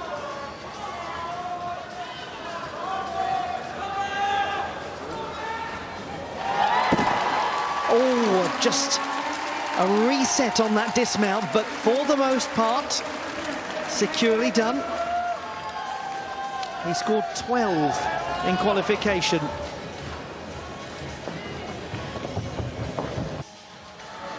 Looked for a moment as though he'd come close to sticking that landing, and then the backwards adjustment began.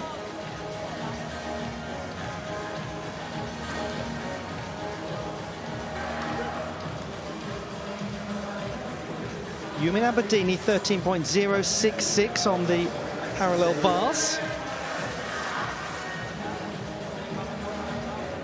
Down by close to 3/4 of a mark, more like 2/3.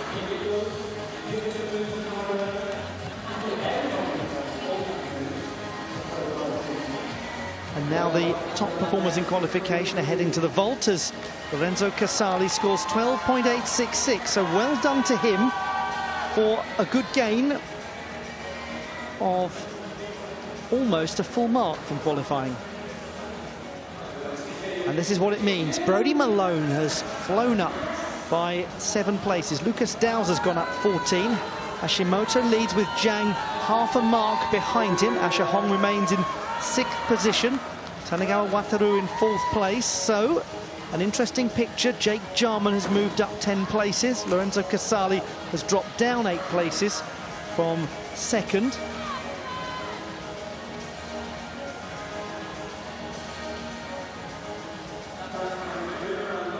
Big drop for Gabriel Bertonetti as well, 13 places down. Now to the vaulting table for the top performers in qualification and for the leading gymnasts. Hashimoto and Zhang have not got much between them coming into the 4th rotation. Where have we heard that before? We're getting something like a repeat of the last World Championships as those two do battle. But Brodie Malone will now compete on the parallel bars.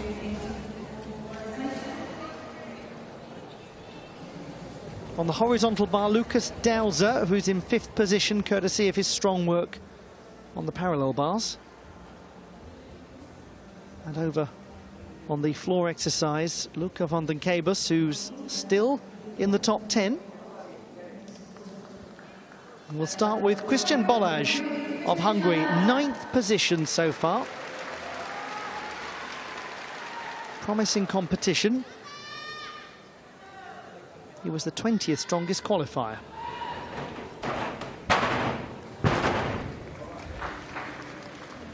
Front handspring to front 2.5 twist. The skill known as a Randy.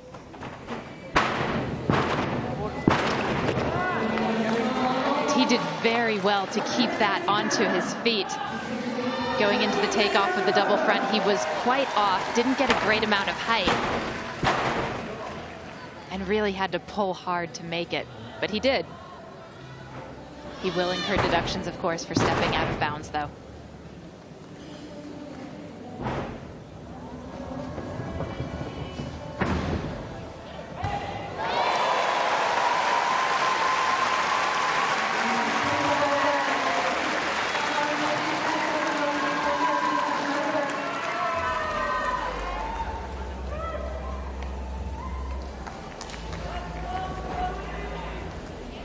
Balázs is one of a tremendous group of young Hungarian gymnasts who are just starting to make their mark here.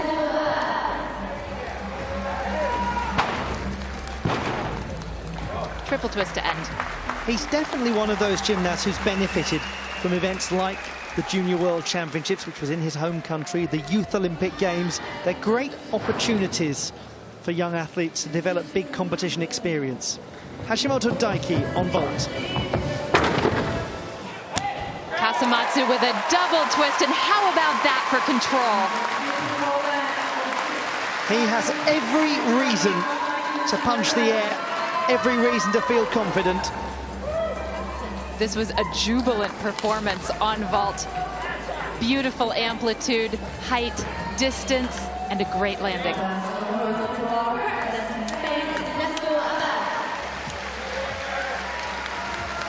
Quick moment of appreciation from Tanegawa Wataru, his teammate and today his competitor.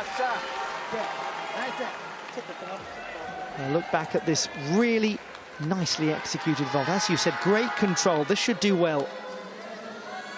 The leg form and the toe point, it's all there.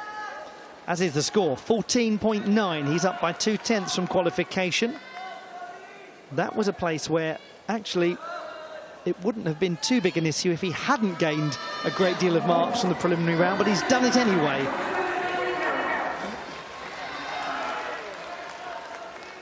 Tanegawa Wataru, 4th place coming into the second half of the competition. A 14.4 for vault in qualifying. This is the apparatus that he was really well known for before this competition. He's got a huge vault. Hang on a moment. Hang on just a moment. That was enormous. And believe it or not, that is not the first time that he has done that in competition. This is his calling card. That could change the leaderboard. Interestingly, in the qualifying, he was only credited a 5.6 for the 6.0 difficulty vault. And so we should see the score go up, maybe way up compared to what he did in qualifying. Well, well, well. Christian Balázs scores 12.833.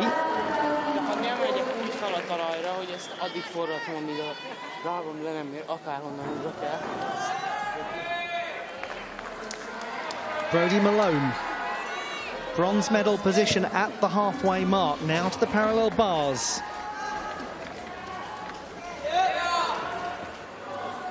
Really nice mount sequence followed by the Makuts.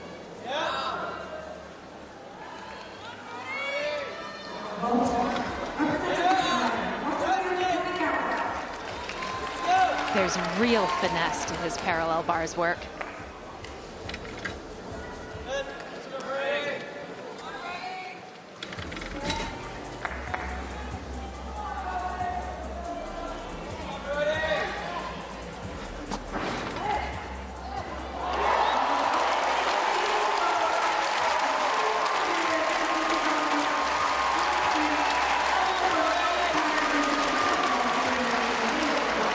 So far, it's been excellent. It has been excellent really throughout the day from Brody Malone of the United States of America. The US men are having a really good competition. He seemed very disappointed by his performance in the team final, where he did make some mistakes, but you have to give him credit. None today. 14.366. He's up by over 3/10 from qualification.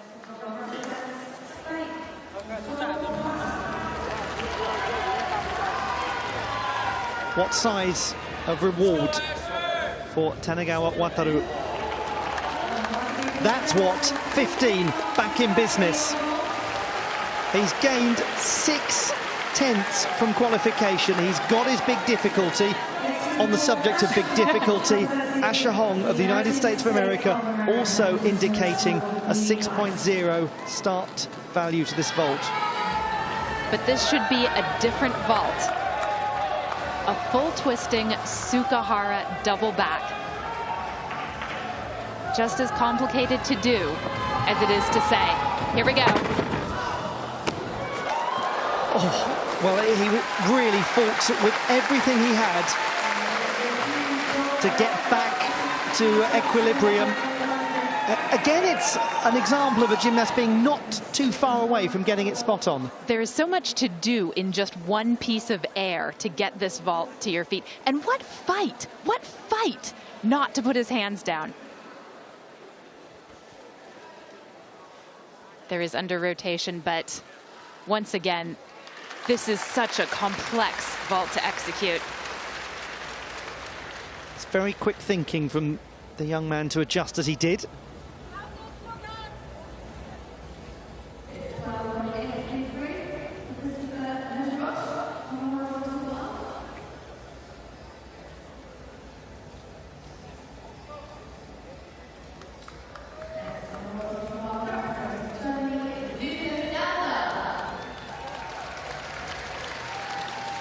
Lukas Dauser of Germany, 5th place at the halfway mark of the competition. His parallel bars got him back into contention.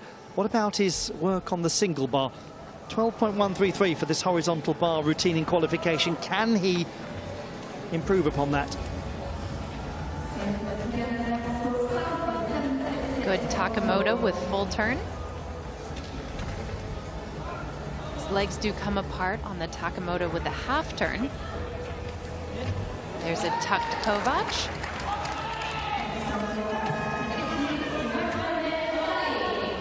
A layout Kachev. Note that he does bend his arms and the giant swinging out.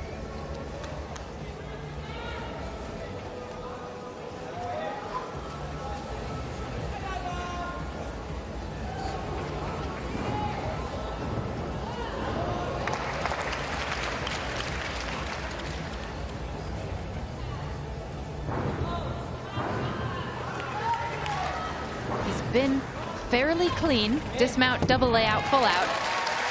He was in the top 10 in the all-around competition at his home European Championships. He's from Unterhaching in the suburbs of Munich.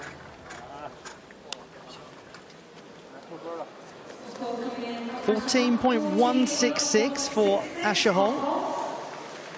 So it's a drop of just under 3/10 from qualification. He's going in the right direction, though, no doubt about it.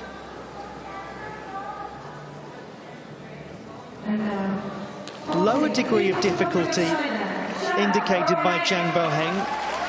Double Kasamatsu expected.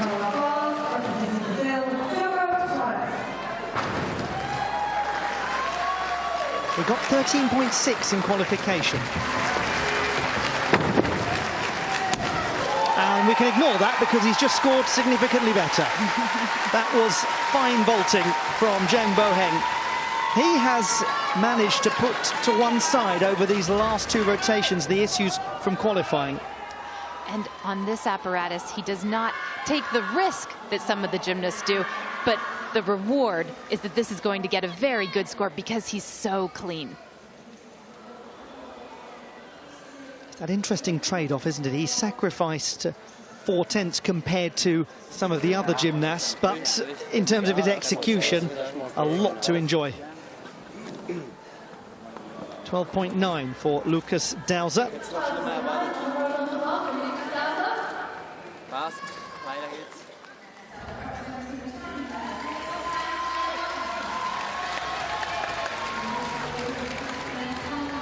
It's always a sight to see the man they call the King of Cats on the horizontal bar. Tang Jiahong, the reigning Asian Games horizontal bar champion and the reigning World Universities champion.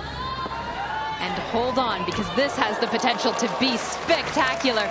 He opens up with a Yamawaki with an extra full twist.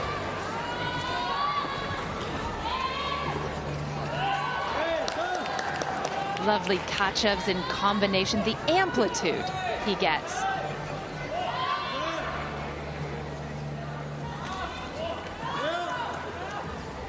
Quietly, he is one of the best horizontal bar workers in the world and also one of the best all-arounders. Dismount, full twisting, double layout. Well, wasn't that a nice little treat to put into the all-around final? Oh, that full twisting Yamawaki is just lovely to watch.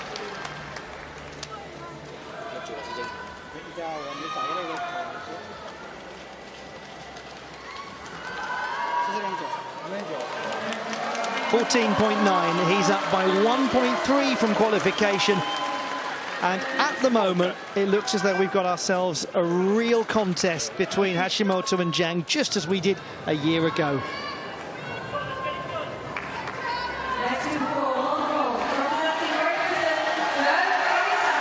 Joe Fraser just inside the top 20 coming into this.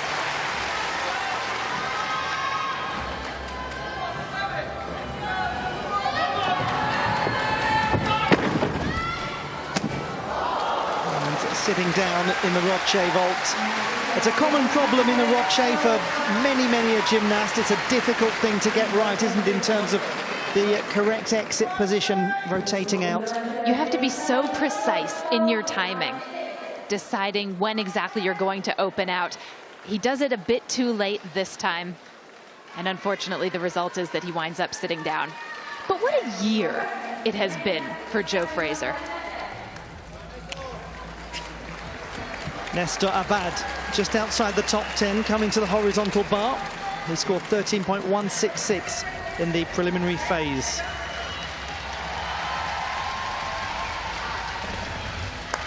Beautiful work, the Takemoto half connected directly to a layout Kachev.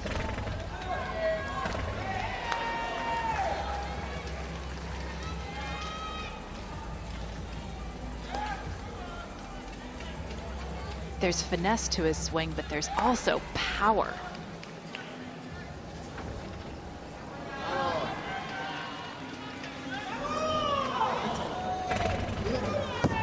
It was over a decade ago at the first ever Youth Olympic Games that he won a silver medal on this piece. We've seen him for years and years do some lovely gymnastics at the highest level.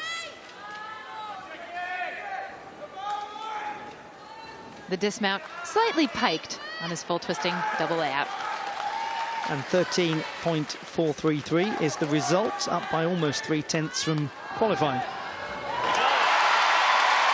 Joe Fraser, 12.833 for him.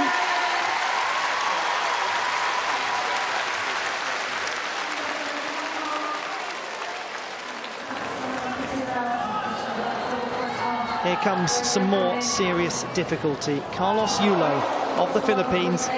This is where he will be hoping to really push up. He scored almost 14.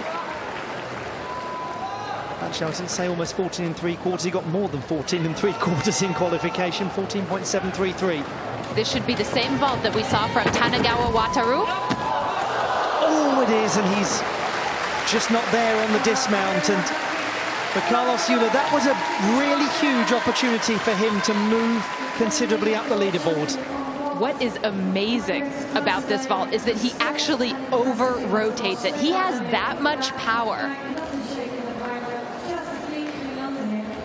Most gymnasts that do this struggle to get their bodies around, but not him.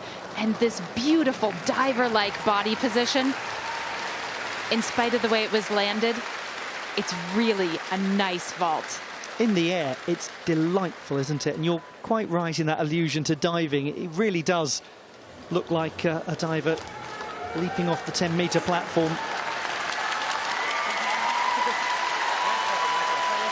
finish that.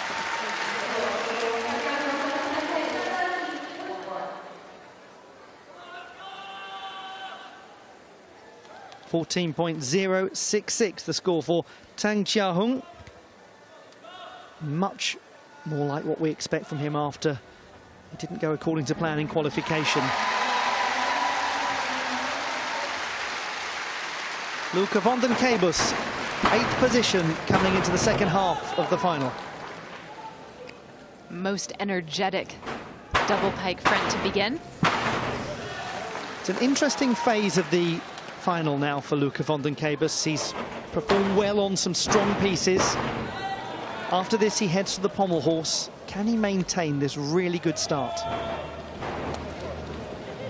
He may well have improvised on that 2.5 twist to punch front. Once again, if the gymnast doesn't feel that they are in the air where they need to be, they can make an adjustment. And that might well be what he did there.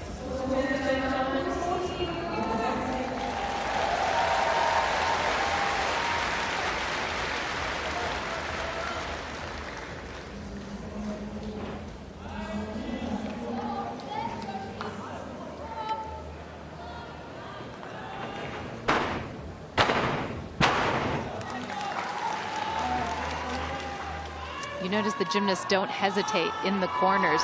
They really turn and go because there's a deduction if they stay there more than 2 seconds. Triple twist to close. He's really enjoying his day, Luca van den Kabus, and we're really enjoying watching him too. He was 16th in the all-around competition at the last World Championships. Came in as the 22nd best performer in qualifying, and he's looking a lot better than that so far. 14.166 for Carlos Euler. Just take a moment, think about the way he landed that vault. Look at that score, and you'll see how good he was in the air and how big that can be when it goes right. One could almost say that's a narrow escape for the rest of the field, but that didn't quite go as he was hoping. He's not out of contention. Here's Ilya Kovtun on the horizontal bar.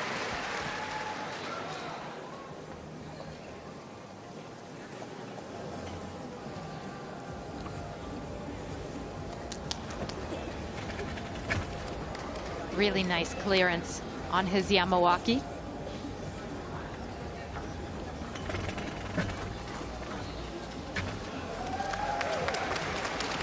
Sequence of Kachevs, laid out and then straddled.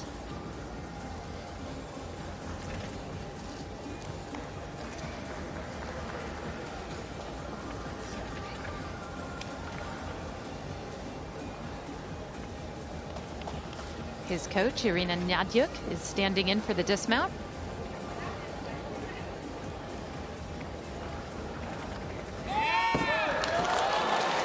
And it's a big lunge forward from Ilya Kovtun.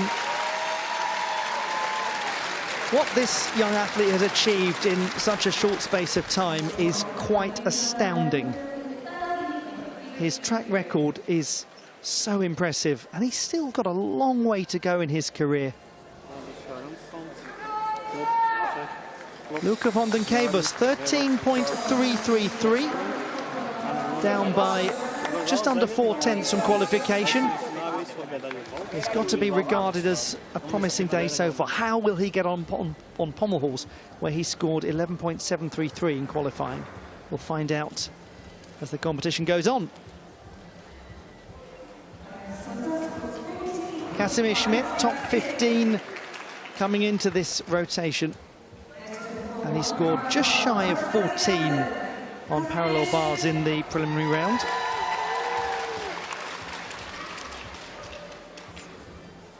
He actually had surgery on his ankle back in June, missed the European Championships, didn't compete at the National Championships. It is just extraordinary to see him here and competing and qualifying so well for this final. It's really encouraging.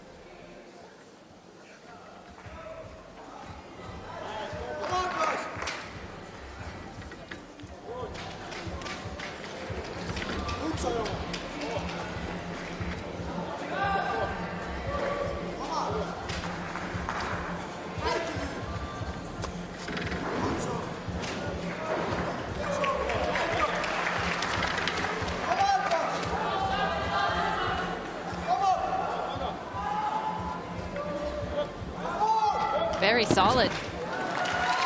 Absolutely solid. Casimir Schmidt, he's had that sort of day. And that sort of World Championships. Welcome back to Casimir Schmidt to all-around finals at the World Championships. He certainly has had his fair share of injury problems, and just like you said, Ollie, it's so nice to see him back and thriving on the field of play. Ilya Kovtun picks up a score of 12.866. He's down by around 3/4 of a mark from qualifying, just outside of the top 12 thus far.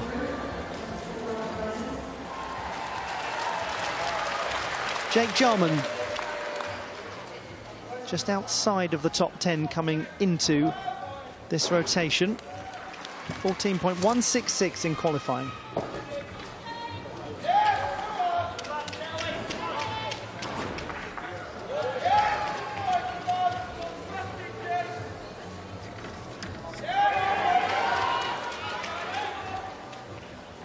A small struggle on that element. Walking in the handstand or making hand adjustments. 0.1 deduction for each of those.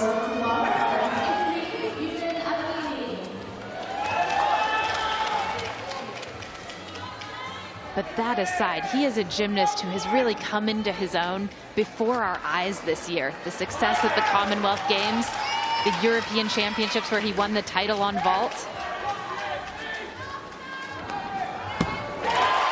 And he sticks that dismount marvelously. Jake Jarman from Peterborough.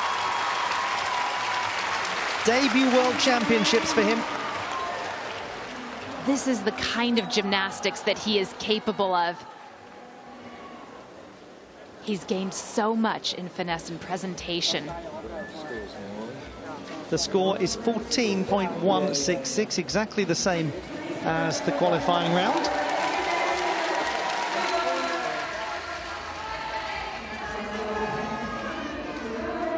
Lorenzo Casali dropped down from 2nd to 10th after the last rotation. Now he goes to floor.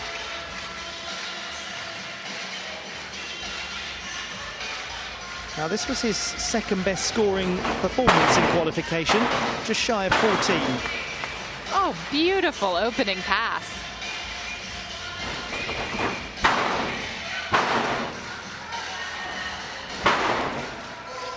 This is work that is certainly not lacking in difficulty.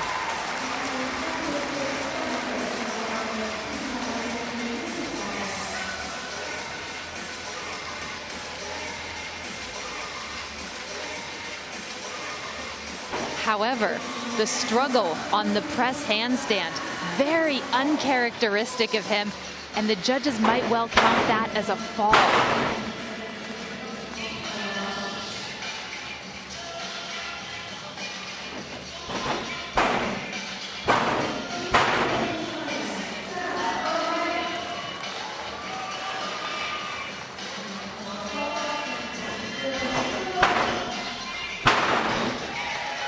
These have been long and busy days in Liverpool, and he's had a long and busy season, so you could forgive and should forgive a moment of fatigue if it is one for Lorenzo Casali. He competed not just at the European Championships but at the Mediterranean Games, won a team silver medal on both occasions. He was the all-around and floor silver medalist last month at the National Championships. It has been the biggest year of his career in terms of the amount of gymnastics he's done. His score is 12.966, and that is down by almost a mark from qualification. And much of that might be attributable to the issues with the handstand. 13.733 for Casimir Schmidt. Just 0.2 difference really from qualifying. Tanegawa Wataru, as expected, has moved up into 3rd place. Jang Bo-heng and Hashimoto Daiki got exactly the same score on vault, so still a gap of just under half a mark between them. Tang Chia-hung is a big mover on the 2nd page, just inside the top 10. Kayo Soza as well has moved up 8 places. That's courtesy of having performed on parallel bars where he's particularly strong.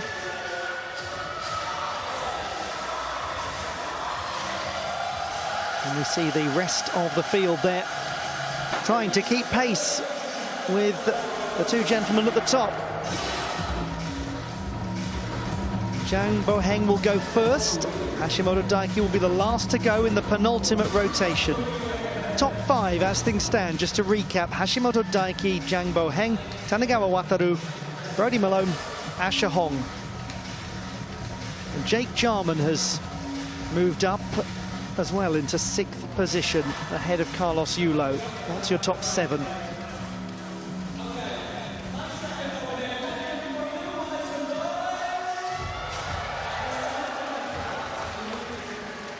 Now Luca van den Kabus, who's 8th, will be on the pommel horse. And that's where he really did have a difficult time in qualifying, 11.733. So for him now, it's about trying to maintain that top 10 position that he's worked so impressively to get. Let's just bear in mind here that Luca van den Kabus is only a matter of a couple of tenths behind Carlos Yulo.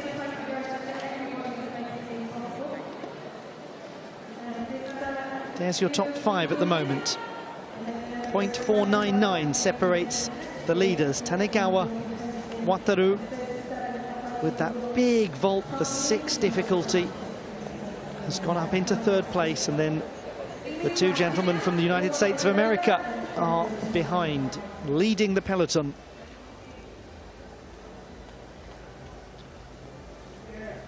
The last third of this all-around final. Christopher Mészáros of Hungary will take to the floor. He does some elegant work on this piece. He won the European Championship silver medal on floor in Munich in the summer. Delightful gymnast on floor. He is more than capable of bringing in a big score on this apparatus. 2.5 twists to double front in the tuck position to open. And when we've seen him in competition before, he's been very good about minimizing his landing deductions.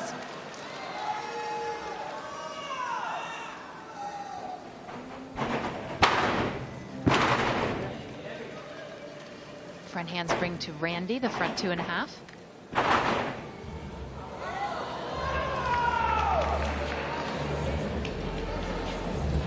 Beautiful form on his Wendeschwing.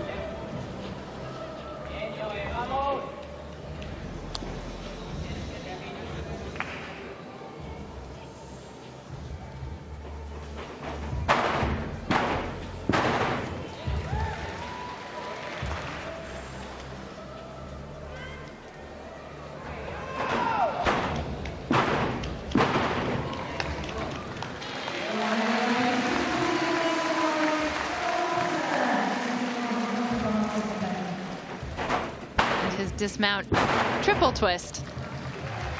He came in as the 4th reserve for this final, Christopher Mészáros.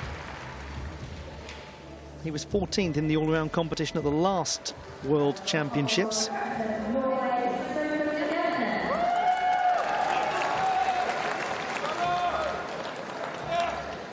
Sophus Hegemsnes of Norway, in addition to being the all-around Nordic champion, he won the pommel horse title too.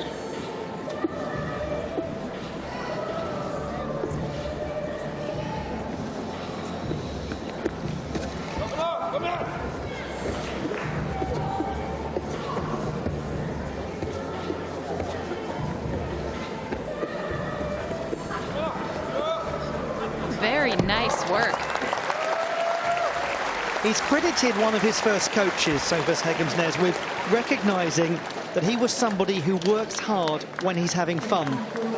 And said he had a coach who made training such an enjoyable experience as a junior that he began to associate gymnastics with having fun very early on in his life and put the work in as a result. And how we run the risk sometimes as coaches, as educators, of forgetting that engagement is at the heart of progress, that enjoyment is at the heart of doing well.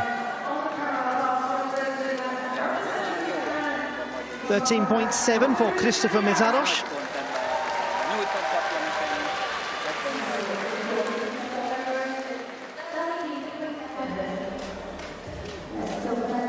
man in third place with 1/3 to go, Tanegawa Wataru. And this is a strong apparatus for him. He scored almost 15 in qualification.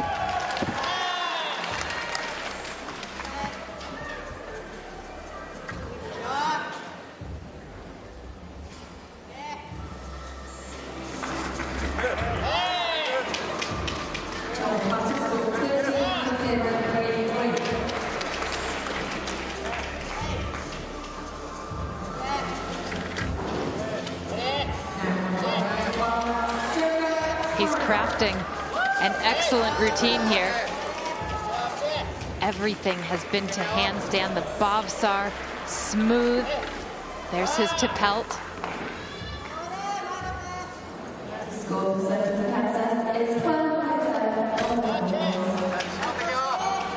Wonderful front flip in the straddle position.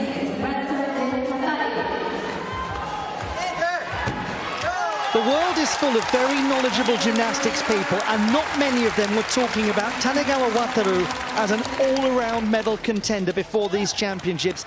He has surprised even those who really follow the sport. The depth of the Japanese team is just incredible, and him even making the Olympic team, the World Championship team, is a testament to how good he is.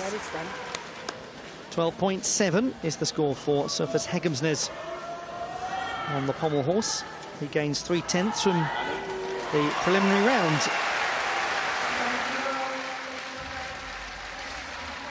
Lukas Dauser, top 10 performer, coming to floor.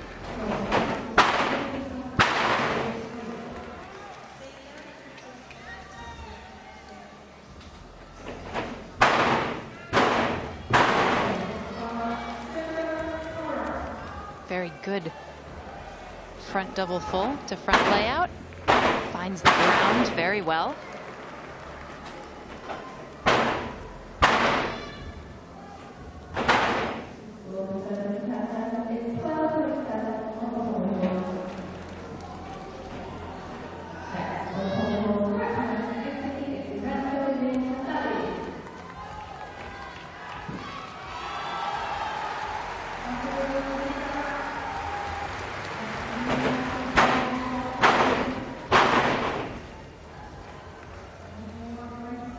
It's not a routine with the highest difficulty tariff that we've seen tonight, but boy, is it delivered cleanly.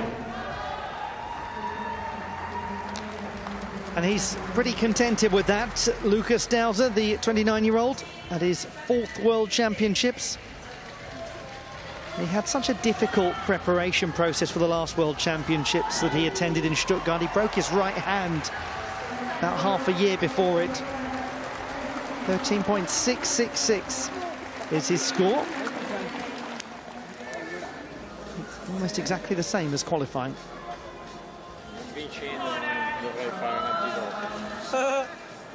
Cacchio!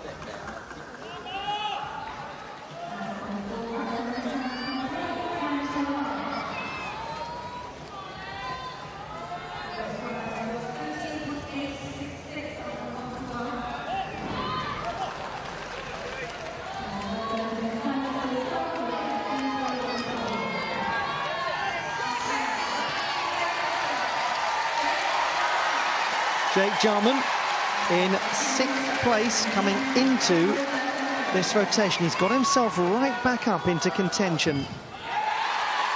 13.1 in qualifying. This was the routine that helped clinch a medal for the British men in the team competition.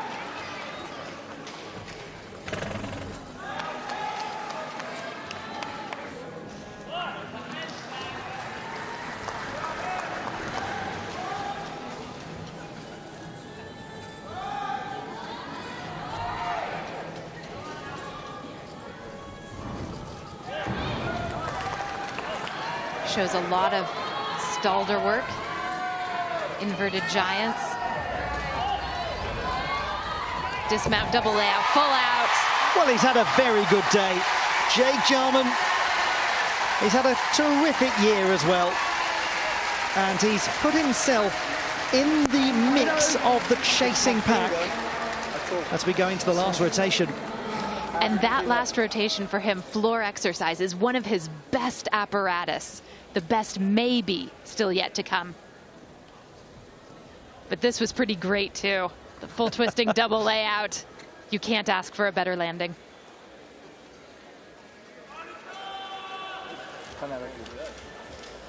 14.766 for Tanegawa Wataru, just 1/10 down from qualifying.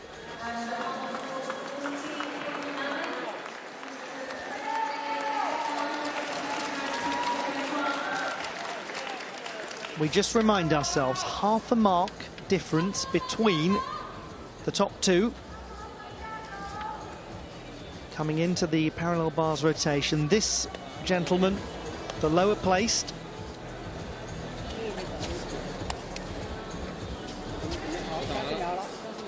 but he was a better performer than the current leader, Hashimoto Daiki, in qualifying, but by not quite 2/10, so it could get very tight, this. Here is Jang Bo-heng, 14.9 in qualification. If he's going to catch Hashimoto Daiki, this needs to be crystal clear.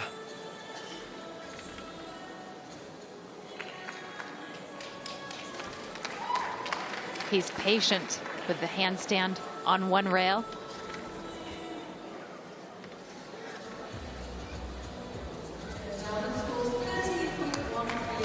The slightest flicker of an overbalance in the handstand.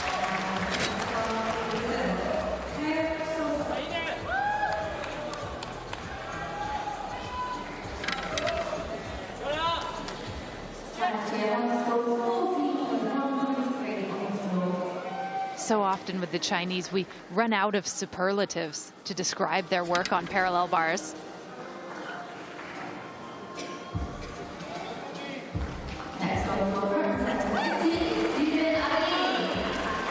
Excellent tip help with the Healy turnout, increasing the difficulty.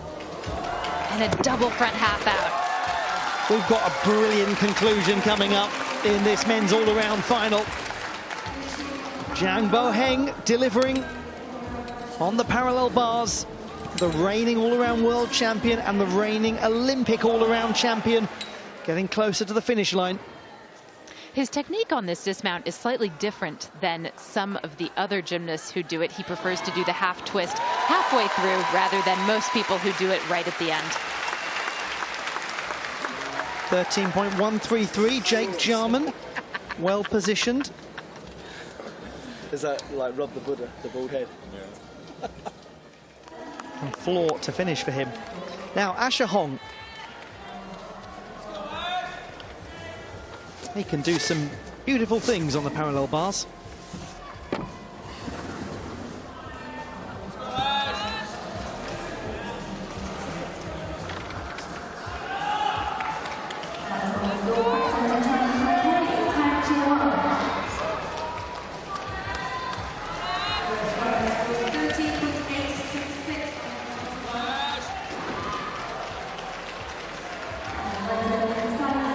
Oh, this is charming. Terrific Makoots. Healy, so far, his entire world championships, it's been a star-making performance. Beautiful, simply beautiful from Asher Hong. 18, he's the youngest performer in this top group of qualifiers. The company he's keeping as he's going round, it must be mind-boggling to him, but he doesn't seem too aware of it. And yet he is performing like he has been at the World Championships for 10 years. He looked like he could stay in handstand for about 10 years. 14.9, he's gained 3/10 from qualification. Well, well, well. Asher Hong. Jang Bo-heng, 15.066. I mentioned earlier that there was a half-mark difference between him and Hashimoto Daiki. What he's done is improve upon his qualification display in an apparatus where he was better than the Japanese athlete in qualifying. We'll come back to that mathematical battle in a moment. Now to Joe Fraser. Because after all, if there is somewhere where Joe Fraser can get himself back into contention, it's on the parallel bars. And it was in the team final at a similar sort of time that Great Britain got themselves back into play, and Joe Fraser on the parallel bars was vital. World champion on this apparatus in 2019.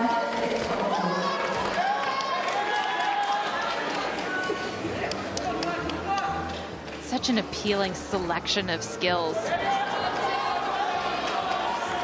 And that will be costly for him. He is unlikely to get the difficulty value of the skill that will affect his start value. There's an execution deduction associated with it as well.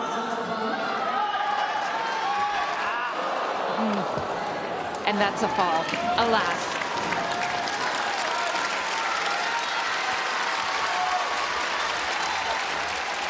One cannot help but feel compelled to say, Joe, you've earned a rest, you've earned a break.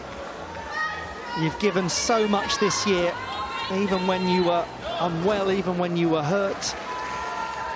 Have a good holiday at the end of this season and recognise that your accomplishments this year have helped take British gymnastics to almost nose-bleeding new heights.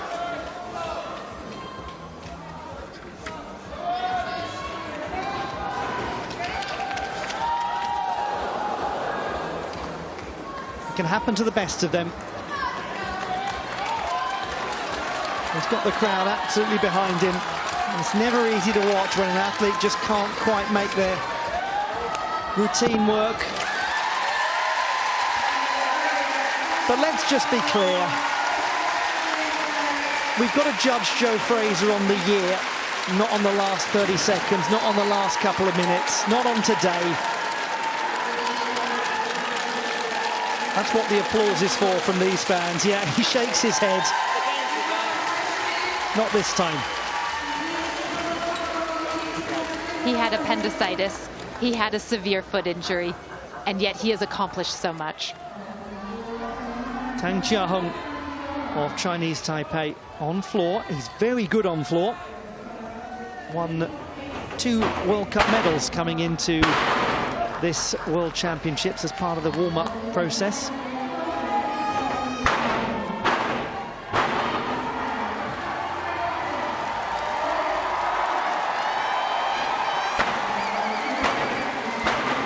Oh, there's a lovely lightness to his work on floor exercise.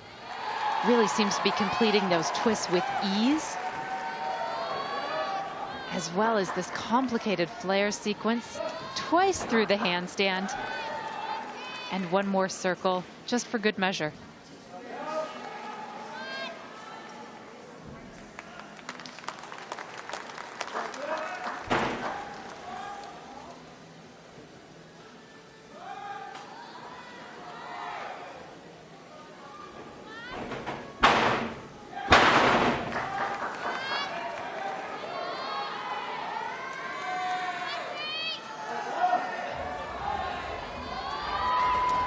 The landings have been very secure.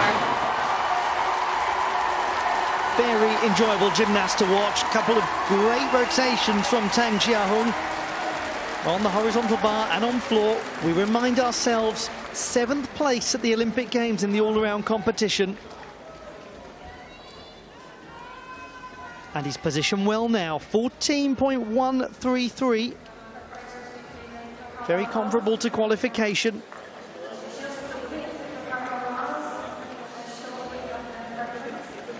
For Joe Fraser, 11.533. He gets the feeling that Asher Hong is enjoying sitting next to a world champion on the apparatus that he has just performed so fantastically. If Carlos Yulo is to make an unlikely late dash for the podium, here could well be at the heart of it. He scored 15.3 in qualification.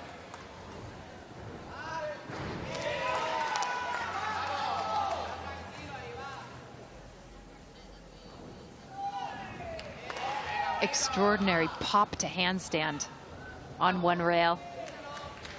It's one of those moments where you actually need to see the coach walking in the background just to know your screen hasn't frozen.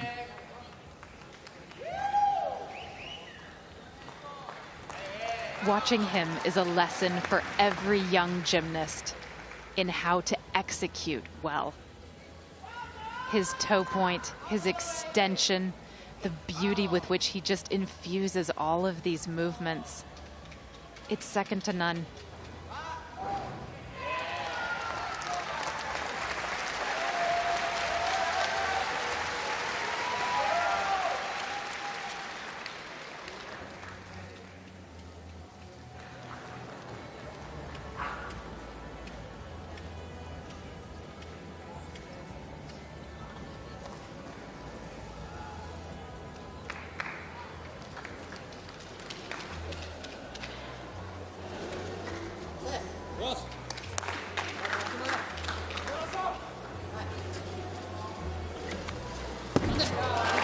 For a moment, the waters of the Mersey are calmer than they have ever been.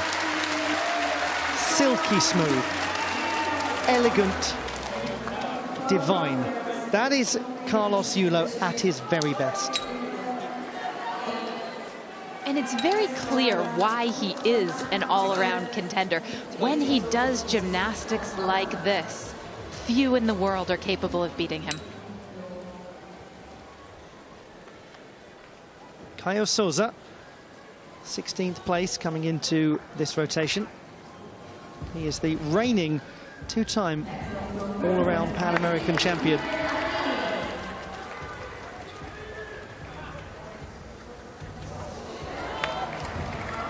Huge release skills. A Takemoto half to Coleman and then the Cassina later on.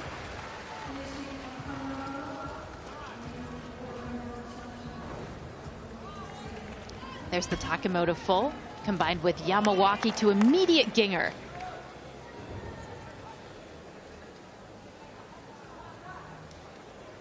Winding up for his dismount, double twisting, double layout. Brazil's Caio Souza, in addition to his Pan American Championship title, he recently won the all-around competition at the South American Games in Asunción. And he is the reigning Pan American Games all-around champion. I mean, he has been the dominant all-around performer in the Americas for quite some time.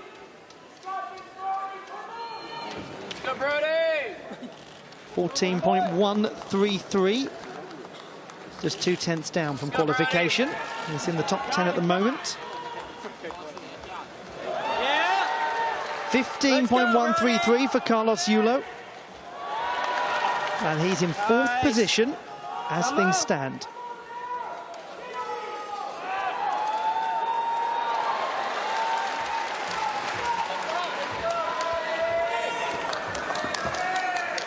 Now to the last gymnast to perform on the parallel bars in this group, Hashimoto Daiki, knowing that Jang Bo-heng has really laid down a challenge to him. 14.733 was his score in qualification.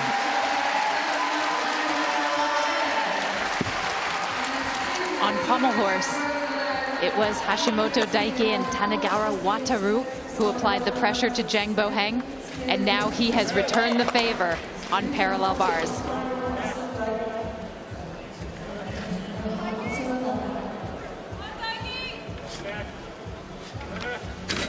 If he produces the sort of score that he did in qualification, he'll stay in the lead, but by a reduced margin.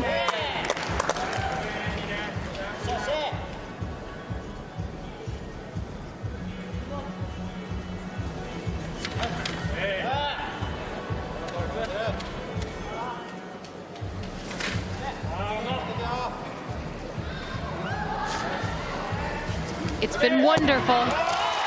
What kind of cushion will it give him going into the last rotation?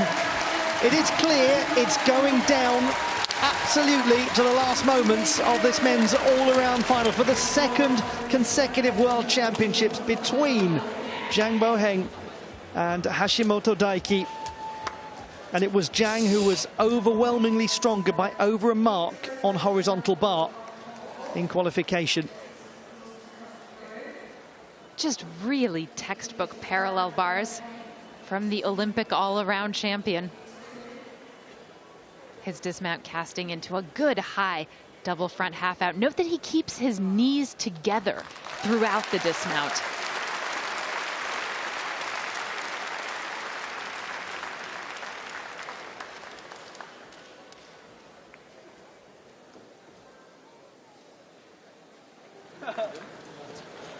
The contest is absolutely alive. How we enjoy watching these two, Hashimoto and Zhang. He's very pleased with the number. And that is why 15. Superb from Hashimoto Daiki.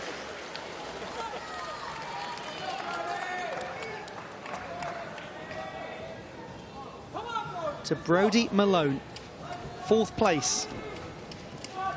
Coming into this rotation, and he is a World Championship medalist on the horizontal bar from last year. He took bronze in Kitakyushu. And he begins to show you why with that Cassina. Follows up with a Coleman, the same element, tuck position.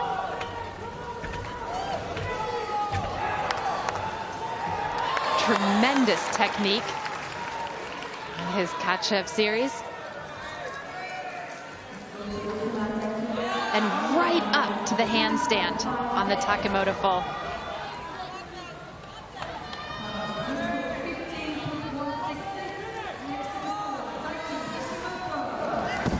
His judgment on those release elements was spot on. He seemed in full control.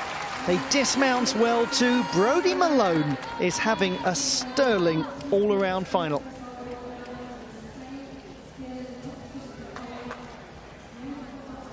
This is hard work paying off for Brodie Malone. Excellent Takemoto full.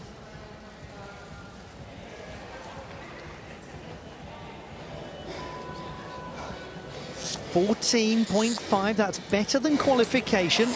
He's in 5th position at the moment, just behind Asher Hong, his teammate. Ahead of Carlos Yulo.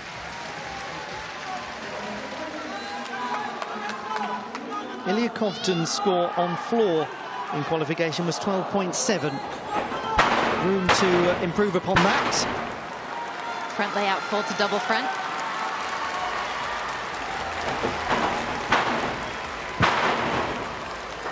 Front double pike. 1/10 of a point penalty for putting 1 foot out of bounds. Front, not a front, back 3.5 twist. Out of a round off.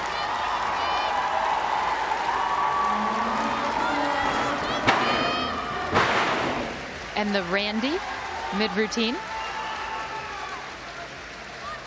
He's got a lot of difficulty in this exercise. He tends to do extra things, like on the 3.5. Most gymnasts do a triple full. He does an extra half twist. The same thing with this flares sequence. Adds a full twist to one of his circles, goes up through the handstand and down twice. All of this is important to his difficulty.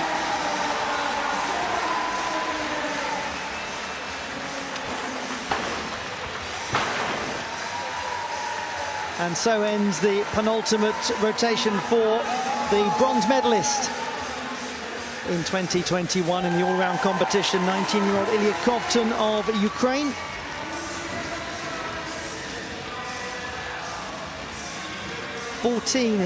His score, up by quite a long way from qualification, 1.3 marks. Good improvement.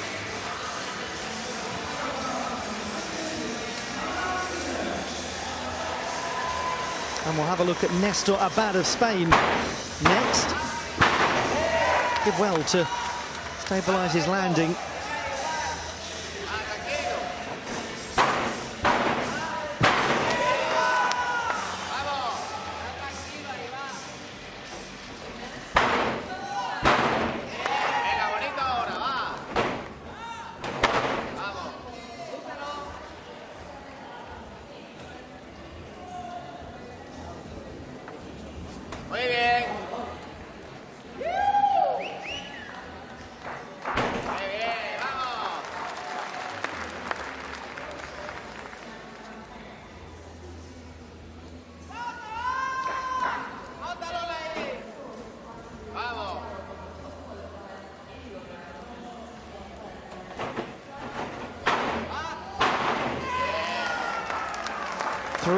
with that is Nestor Abad from Spain.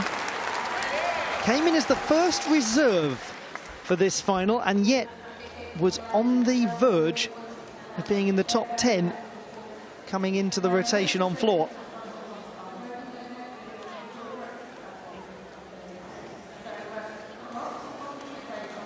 .13.8 is in 10th position with one performance to go, and that is a great accomplishment for somebody who was 25th in qualification.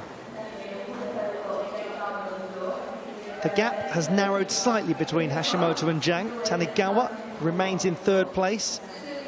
A good margin over Asher Hong. Brody Malone drops down one place. The two Americans switch around. Carlos Yulo has moved up one position. Tang Chia-hung is in 7th.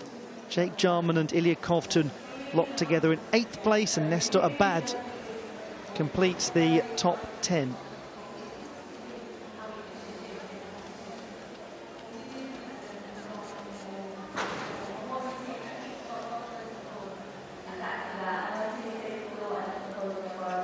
And it all comes down to the men's horizontal bar.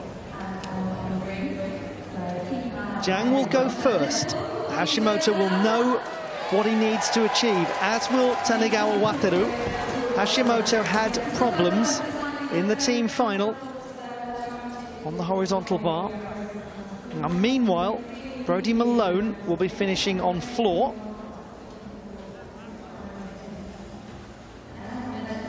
And he scored 12.766 on floor in the qualification phase.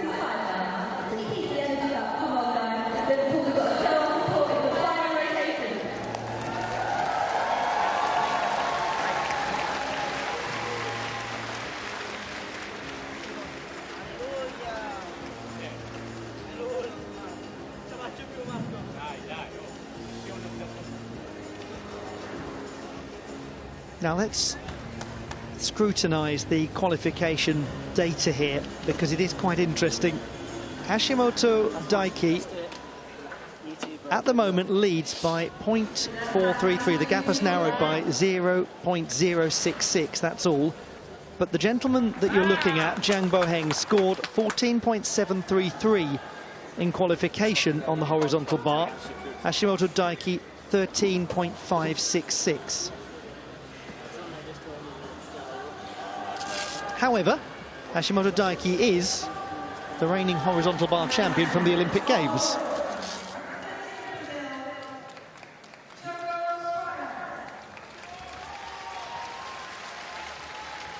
So it is safe to say all of that leaves us with not too much clarity on what is to come. One thing we're clear on, though, is just how brilliant this youngster has been, Asher Hong. Now, can he catch Tanegawa Wataru? A final performance for 18-year-old Asher Hong of the United States of America. 4th place coming into the final rotation. That itself an absolute triumph, whatever happens here.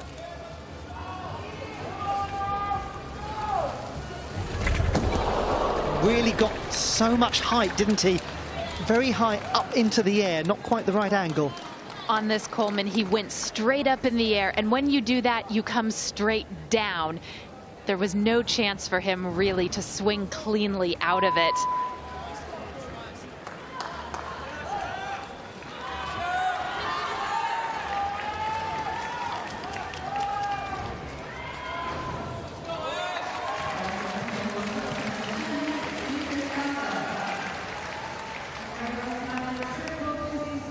He repeats the skill, and that was an amazing catch. Literally his wrists and his grips caught the bar. And on he goes as though nothing has happened. What composure.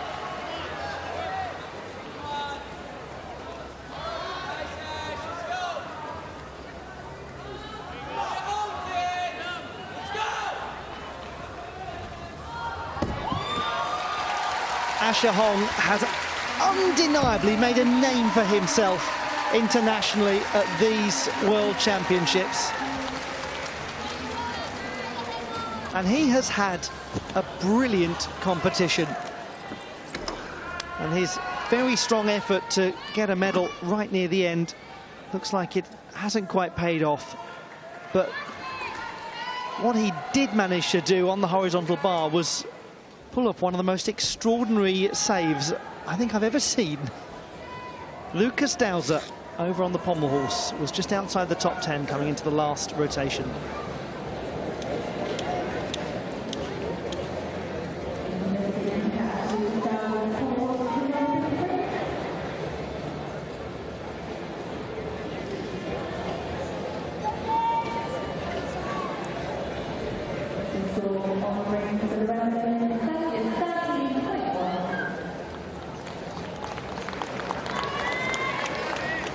As ever from Lukas Dauser, such nice execution, so clean. Lots of positives in this all-around final from Lukas Dauser, especially his delightful performance on the parallel bars. And this was, as you said, a clean and crisp finish to his display.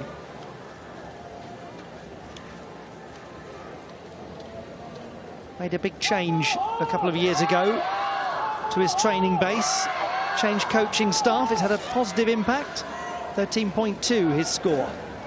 So he is now the leader. He's up by a full mark from qualification on the pommel horse.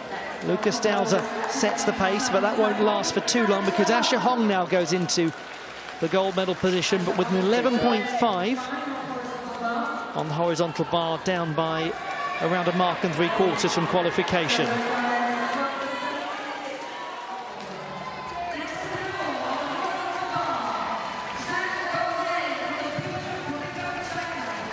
Jang Bo-heng in second place by less than half a mark. He scored 14.733 in qualification. He's the reigning Chinese champion, and he hopes to use this routine to take him back to being the world champion.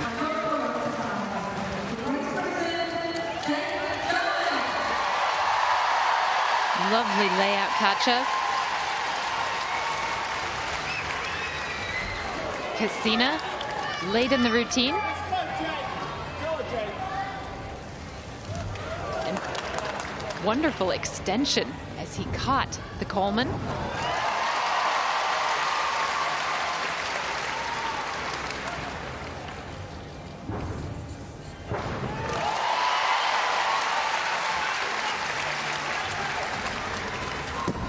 He's done his job, and he's done it very well, and he's given Hashimoto Daiki a big challenge. Jang Bo-heng, the reigning all-around world champion, but for how much longer? Now it's out of his hands. He's done everything possible.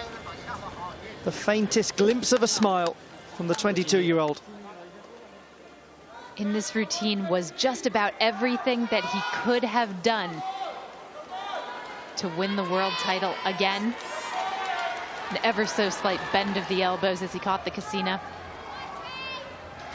This will likely be a big finish for Jake Jarman. And this is a big pass, round off back handspring, triple twisting, double layout. The skill pioneered only a few years ago by the great Kenzo Shirai. And there's the same in tucked form.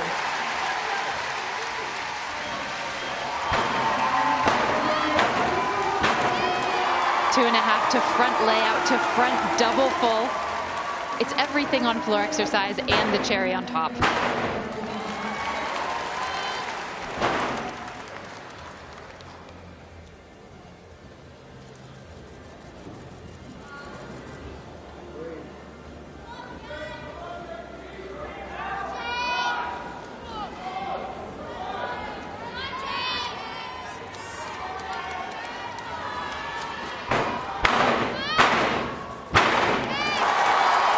As if that weren't enough, a front layout full to Randy very late in the routine.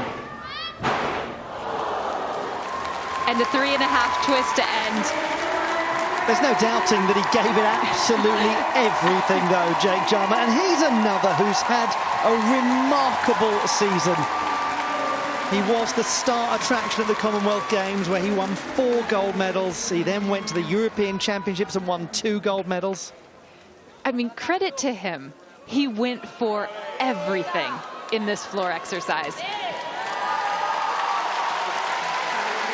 14.433 for Jang Bo-heng, so he's down 3/10 from qualification, where he was up by over a mark from Hashimoto Daiki.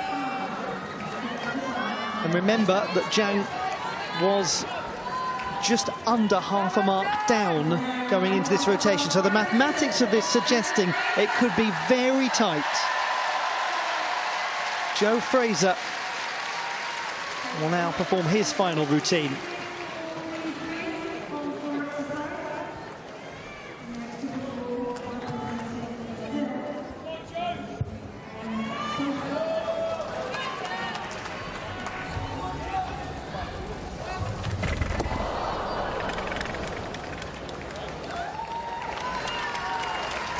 Giving the thumbs up sign. Does land with his left arm quite compressed under him, but he's all right. It's a heavy fall, the right arm just ripping off the bar. This looks like a performance of fatigue, and who can blame him? He's endured so much this season, and he has been so great through the Commonwealth Games, through the European Championships, through the men's team competition in Liverpool.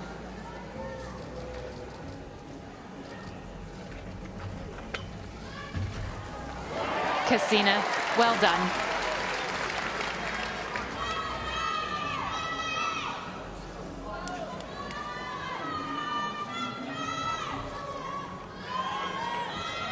At this point, the score is irrelevant. What an honorable, gritty performance from Joe Fraser tonight. And thus draws to a close a season of extraordinary accomplishments for Joe Fraser and for Jake Jarman and for the British team, and it ends in front of their home fans.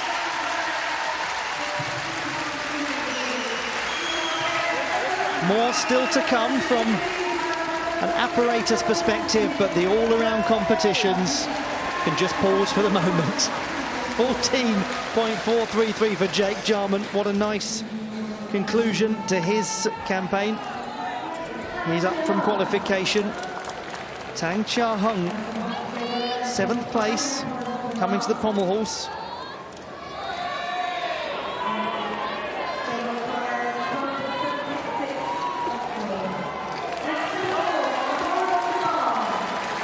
Seventh at the Olympics and 7th place going into this final rotation.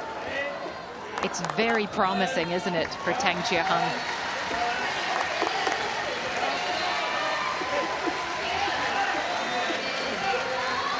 He's just been solid, like he has all evening. That's very well put. It's a really solid display from Tang Chia Hung. And good enough, one imagines, for something close to the top 10.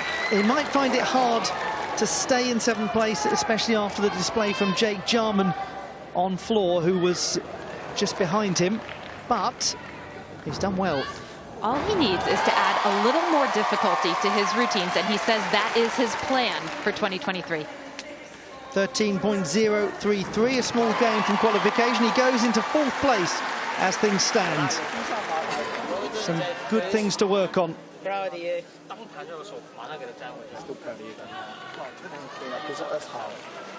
12.1 for Joe Fraser.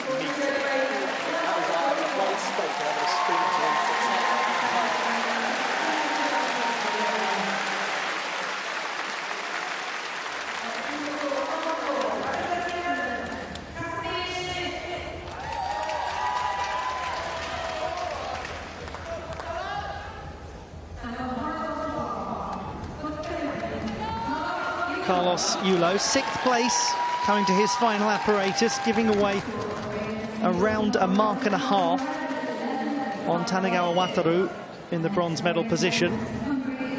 Tanegawa will be the last to go. Again, a mark and a half isn't an enormous amount when it's horizontal bar.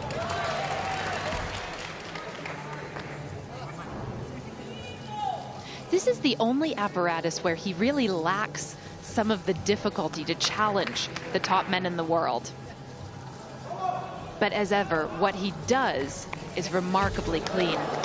That caught it too close. And so he does stop the routine. Full mark deduction.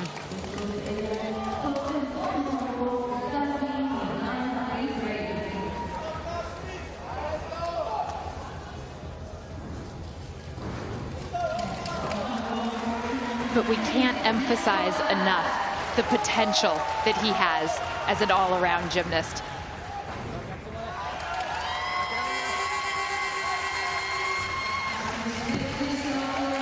For the reigning Southeast Asian Games all-around champion, it's going to be a case of nearly, but not quite on this occasion. We're going to see more of him at these championships, and he just stops and reflects for a moment. Perhaps a feeling of what might have been today for Carlos Yulo.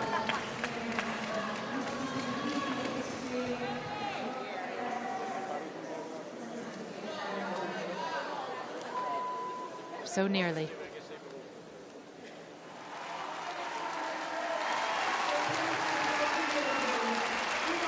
Ilya Kovtun with his final display. He takes the pommel horse, having scored 13.733 in qualifying.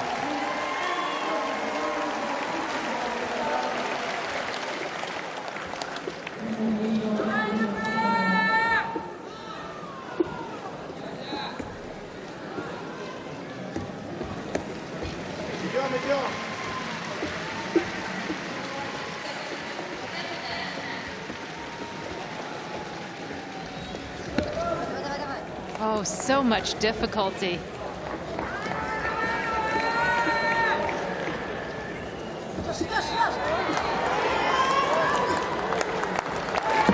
When you try to imagine what Ilya Kovtun's world has been like this year, and then you look at what he's done, that he's been out there competing internationally, winning medals, winning the World Cup Series, still performing with remarkable consistency, you cannot but admire his extraordinary resolve. And he's finished well, 13.933.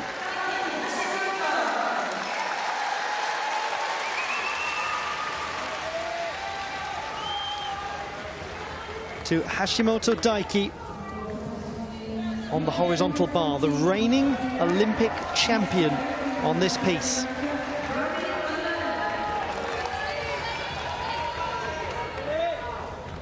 Here comes his Cassina. A Coleman.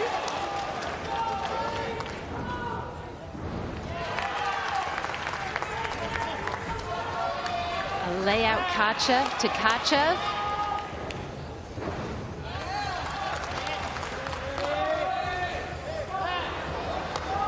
A Takemoto with full twist.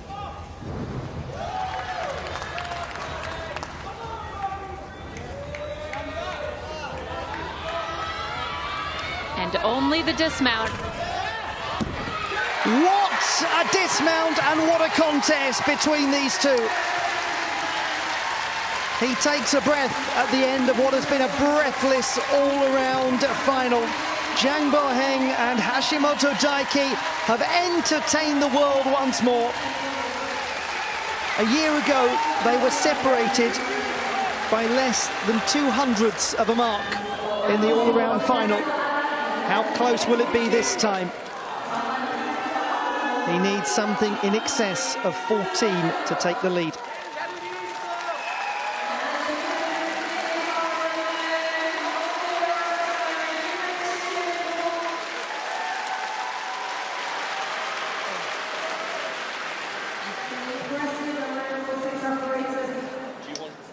Carlos Yulo's score is 11.9. And that has him in 5th position at the moment. Now we must head over to the floor to join Brody Malone in 5th place.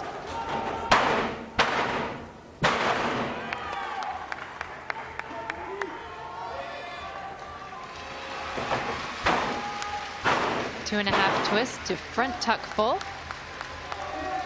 He had a problem on floor exercise in the team final. There is no problem with that double twisting double tuck.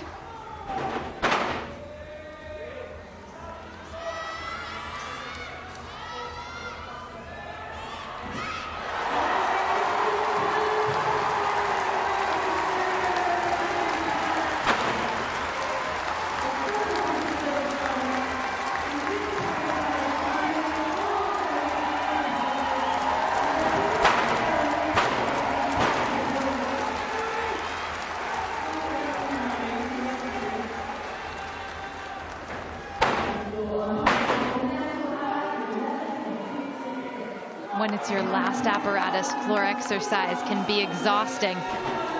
But he has looked very smooth. Triple twist to end. This has got to be looked at as a highly encouraging day for the United States of America men's team. Brodie Malone, Asher Hong, they've shown some very fine work in Liverpool.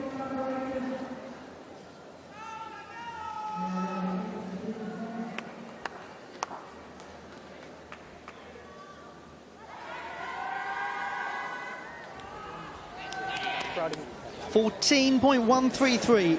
Brodie Malone has gone into the silver medal position. Yeah, buddy. Nice job. But for how long? I think we know. He's got it. He's gone into the lead. 14.433 for the Olympic all-around champion, and he might be about to become the world all-around champion too. Hashimoto Daiki this time goes ahead of Zhang Boheng in a reversal of last year.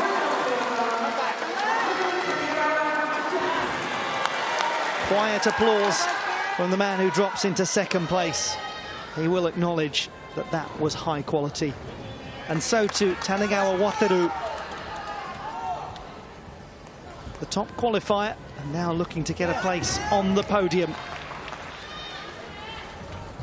He could do it. Clean Cassina.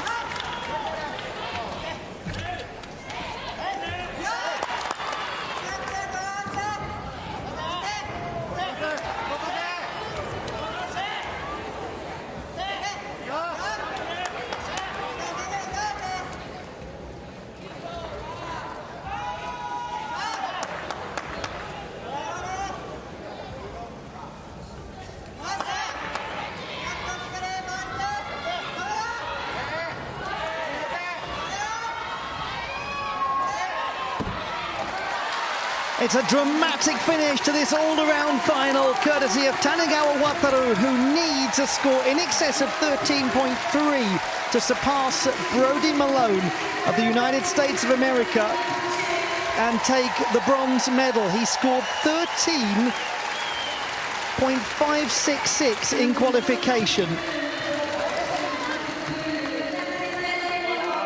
Certainly, Tanegawa Wataru has performed above expectations at these World Championships, and so has this gentleman. Could Brodie Malone be about to take the first medal in all-around competition for a United States man since 2010? We have a look back at the performance of Tanegawa Wataru.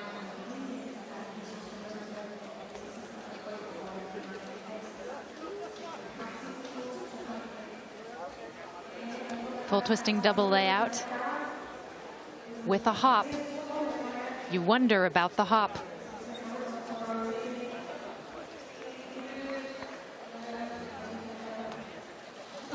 And so we wait. Hashimoto knows that he's got this one. But what about Tanegawa, his teammate? Malone or Tanegawa? Which will it be?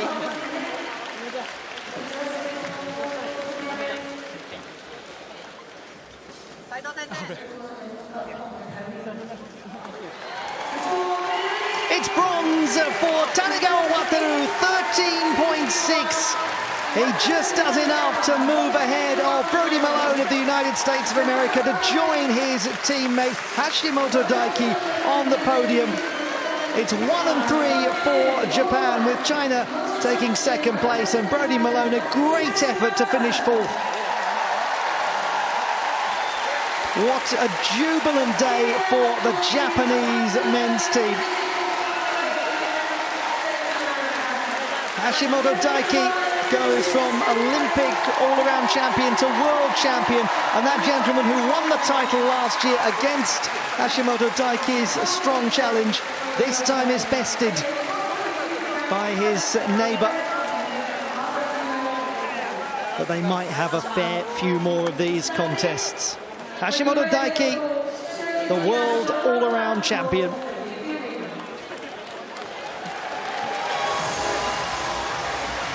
The silver medalist Zhang Boheng of the People's Republic of China.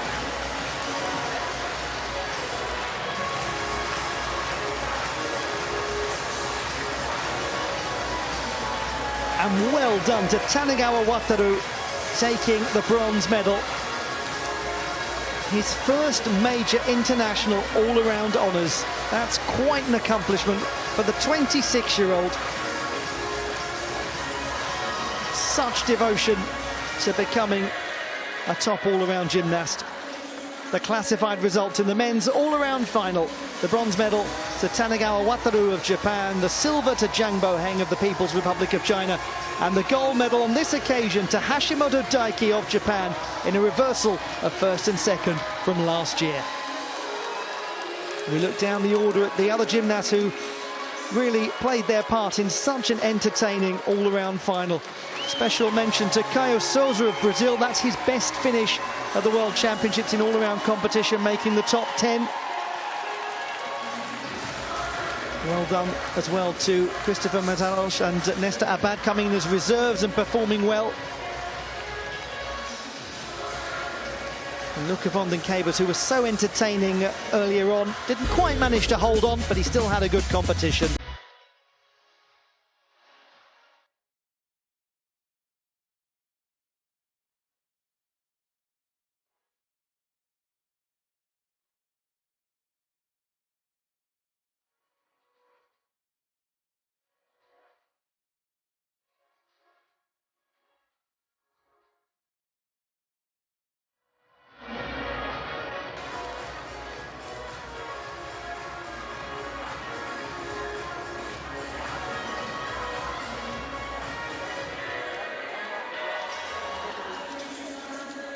In just a short while, we'll bring you the medal ceremony for the men's all-around competition here at the M&S Bank Arena in Liverpool, so don't go too far away.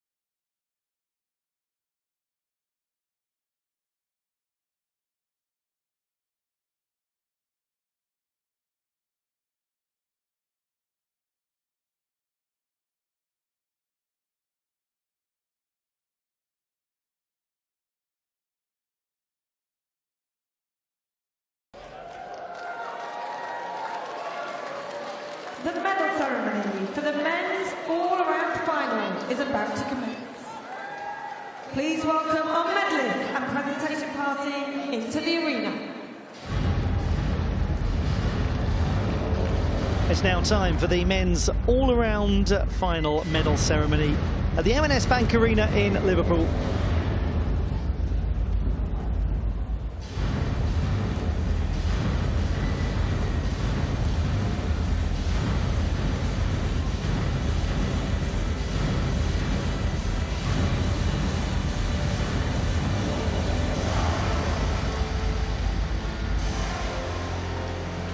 As is customary at a World Championships, when it comes to the all-around competition, the top 8 gymnasts will be honoured.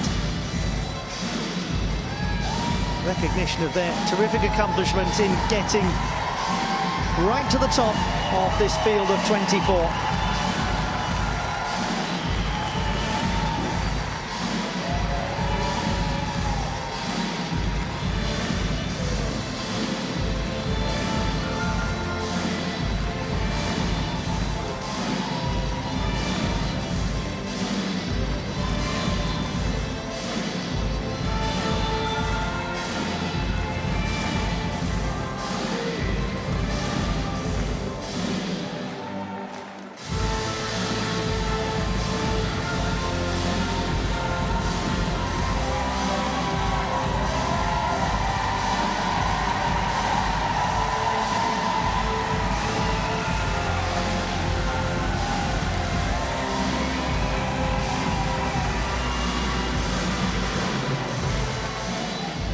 Presenting the gold medal, Thomas Bach, President of the International Olympic Committee, Olympic champion, fencing, 1976.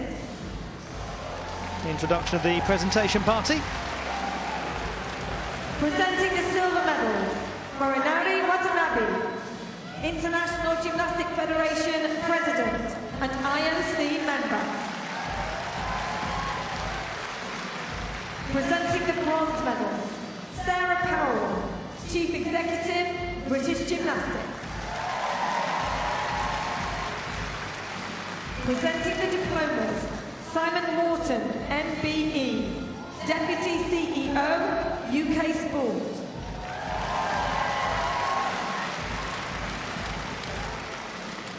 Receiving diplomas, in 8th place, representing Philippines, Carlos Yulo. From the Philippines, Carlos Yulo finishes 8th in the all-around competition. In 7th place, representing Ukraine, Ilya Kovtun. A strong finish to the final from Ilya Kovtun of Ukraine. He ends up in 7th position. In 6th place, representing the United States of America, Asher Hong. What an impressive display from Asher Hong of the United States of America. 6th position for him. In 5th place, representing Great Britain, Jake Jarman. A top 5 finish in a World Championships all-around final for Jake Jarman of Great Britain. Another impressive young athlete.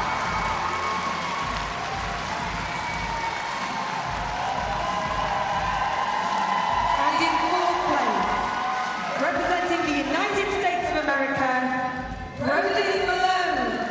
This was a brilliant display from Brody Malone of the United States of America. A matter of a few tenths away, just 3 tenths, that's all. 4th position for him. In 3rd place, and winner of the bronze medal, representing Japan, Wataru Tanigawa. Tanigawa Wataru of Japan secures his biggest ever international all-around honours. It's an extraordinary accomplishment from a gymnast who was regarded as a vault specialist. And winner of the silver medal, representing the People's Republic of China, Zhang Boheng.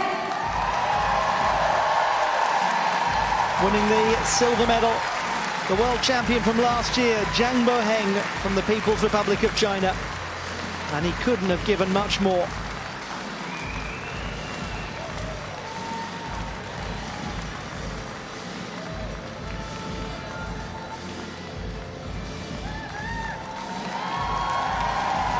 And in third place, winner of the gold medal and world champion, representing Japan, Daiki Hashimoto. Olympic champion and world champion. Hashimoto Daiki has full control of men's all-around artistic gymnastics.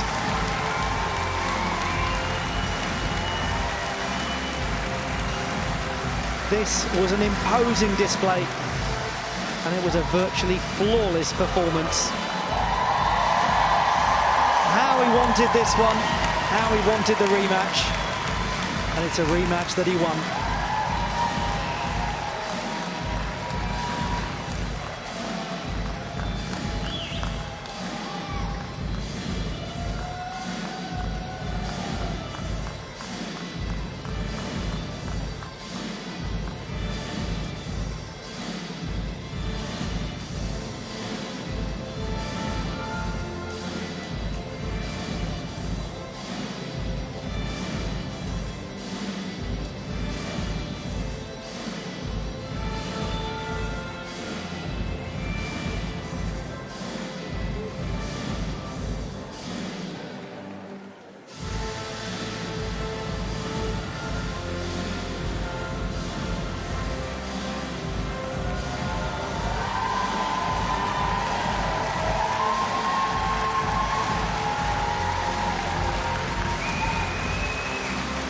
Truly the top man, Hashimoto Daiki.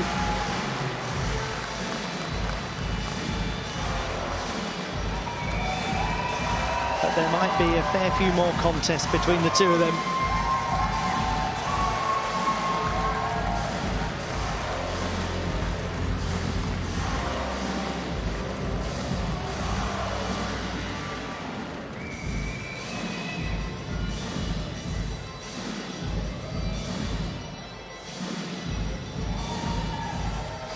Well done to him.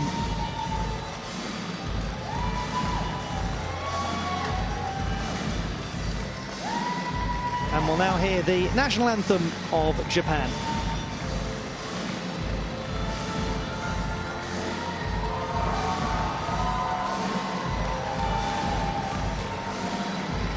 For those who can, please now stand for the national anthem of Japan.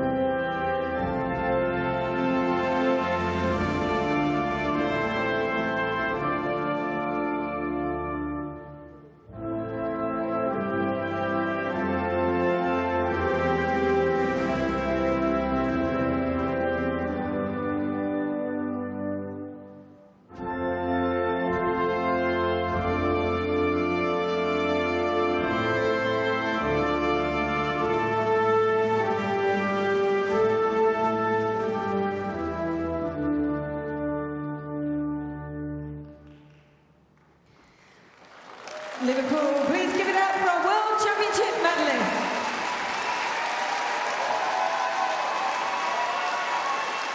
The medalists in the men's all-around competition at the M&S Bank Arena in Liverpool.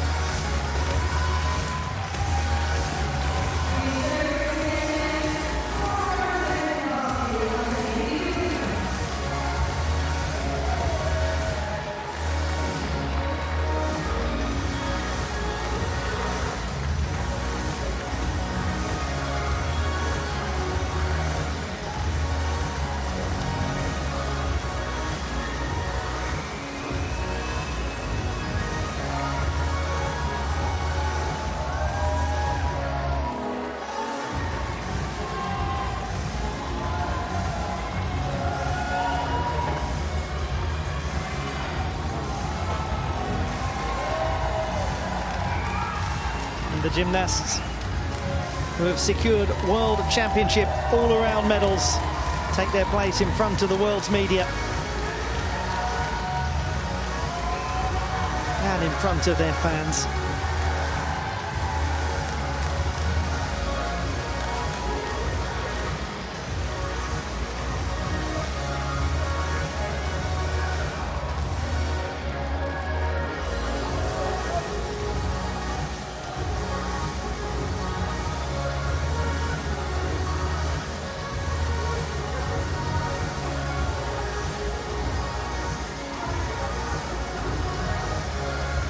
Little coordination required.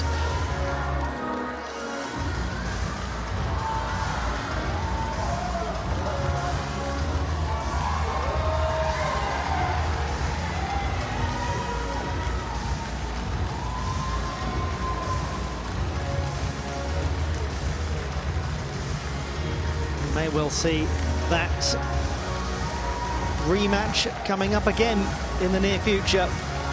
Get your tickets for round 3 between Hashimoto and Zhang. But for now, that's all.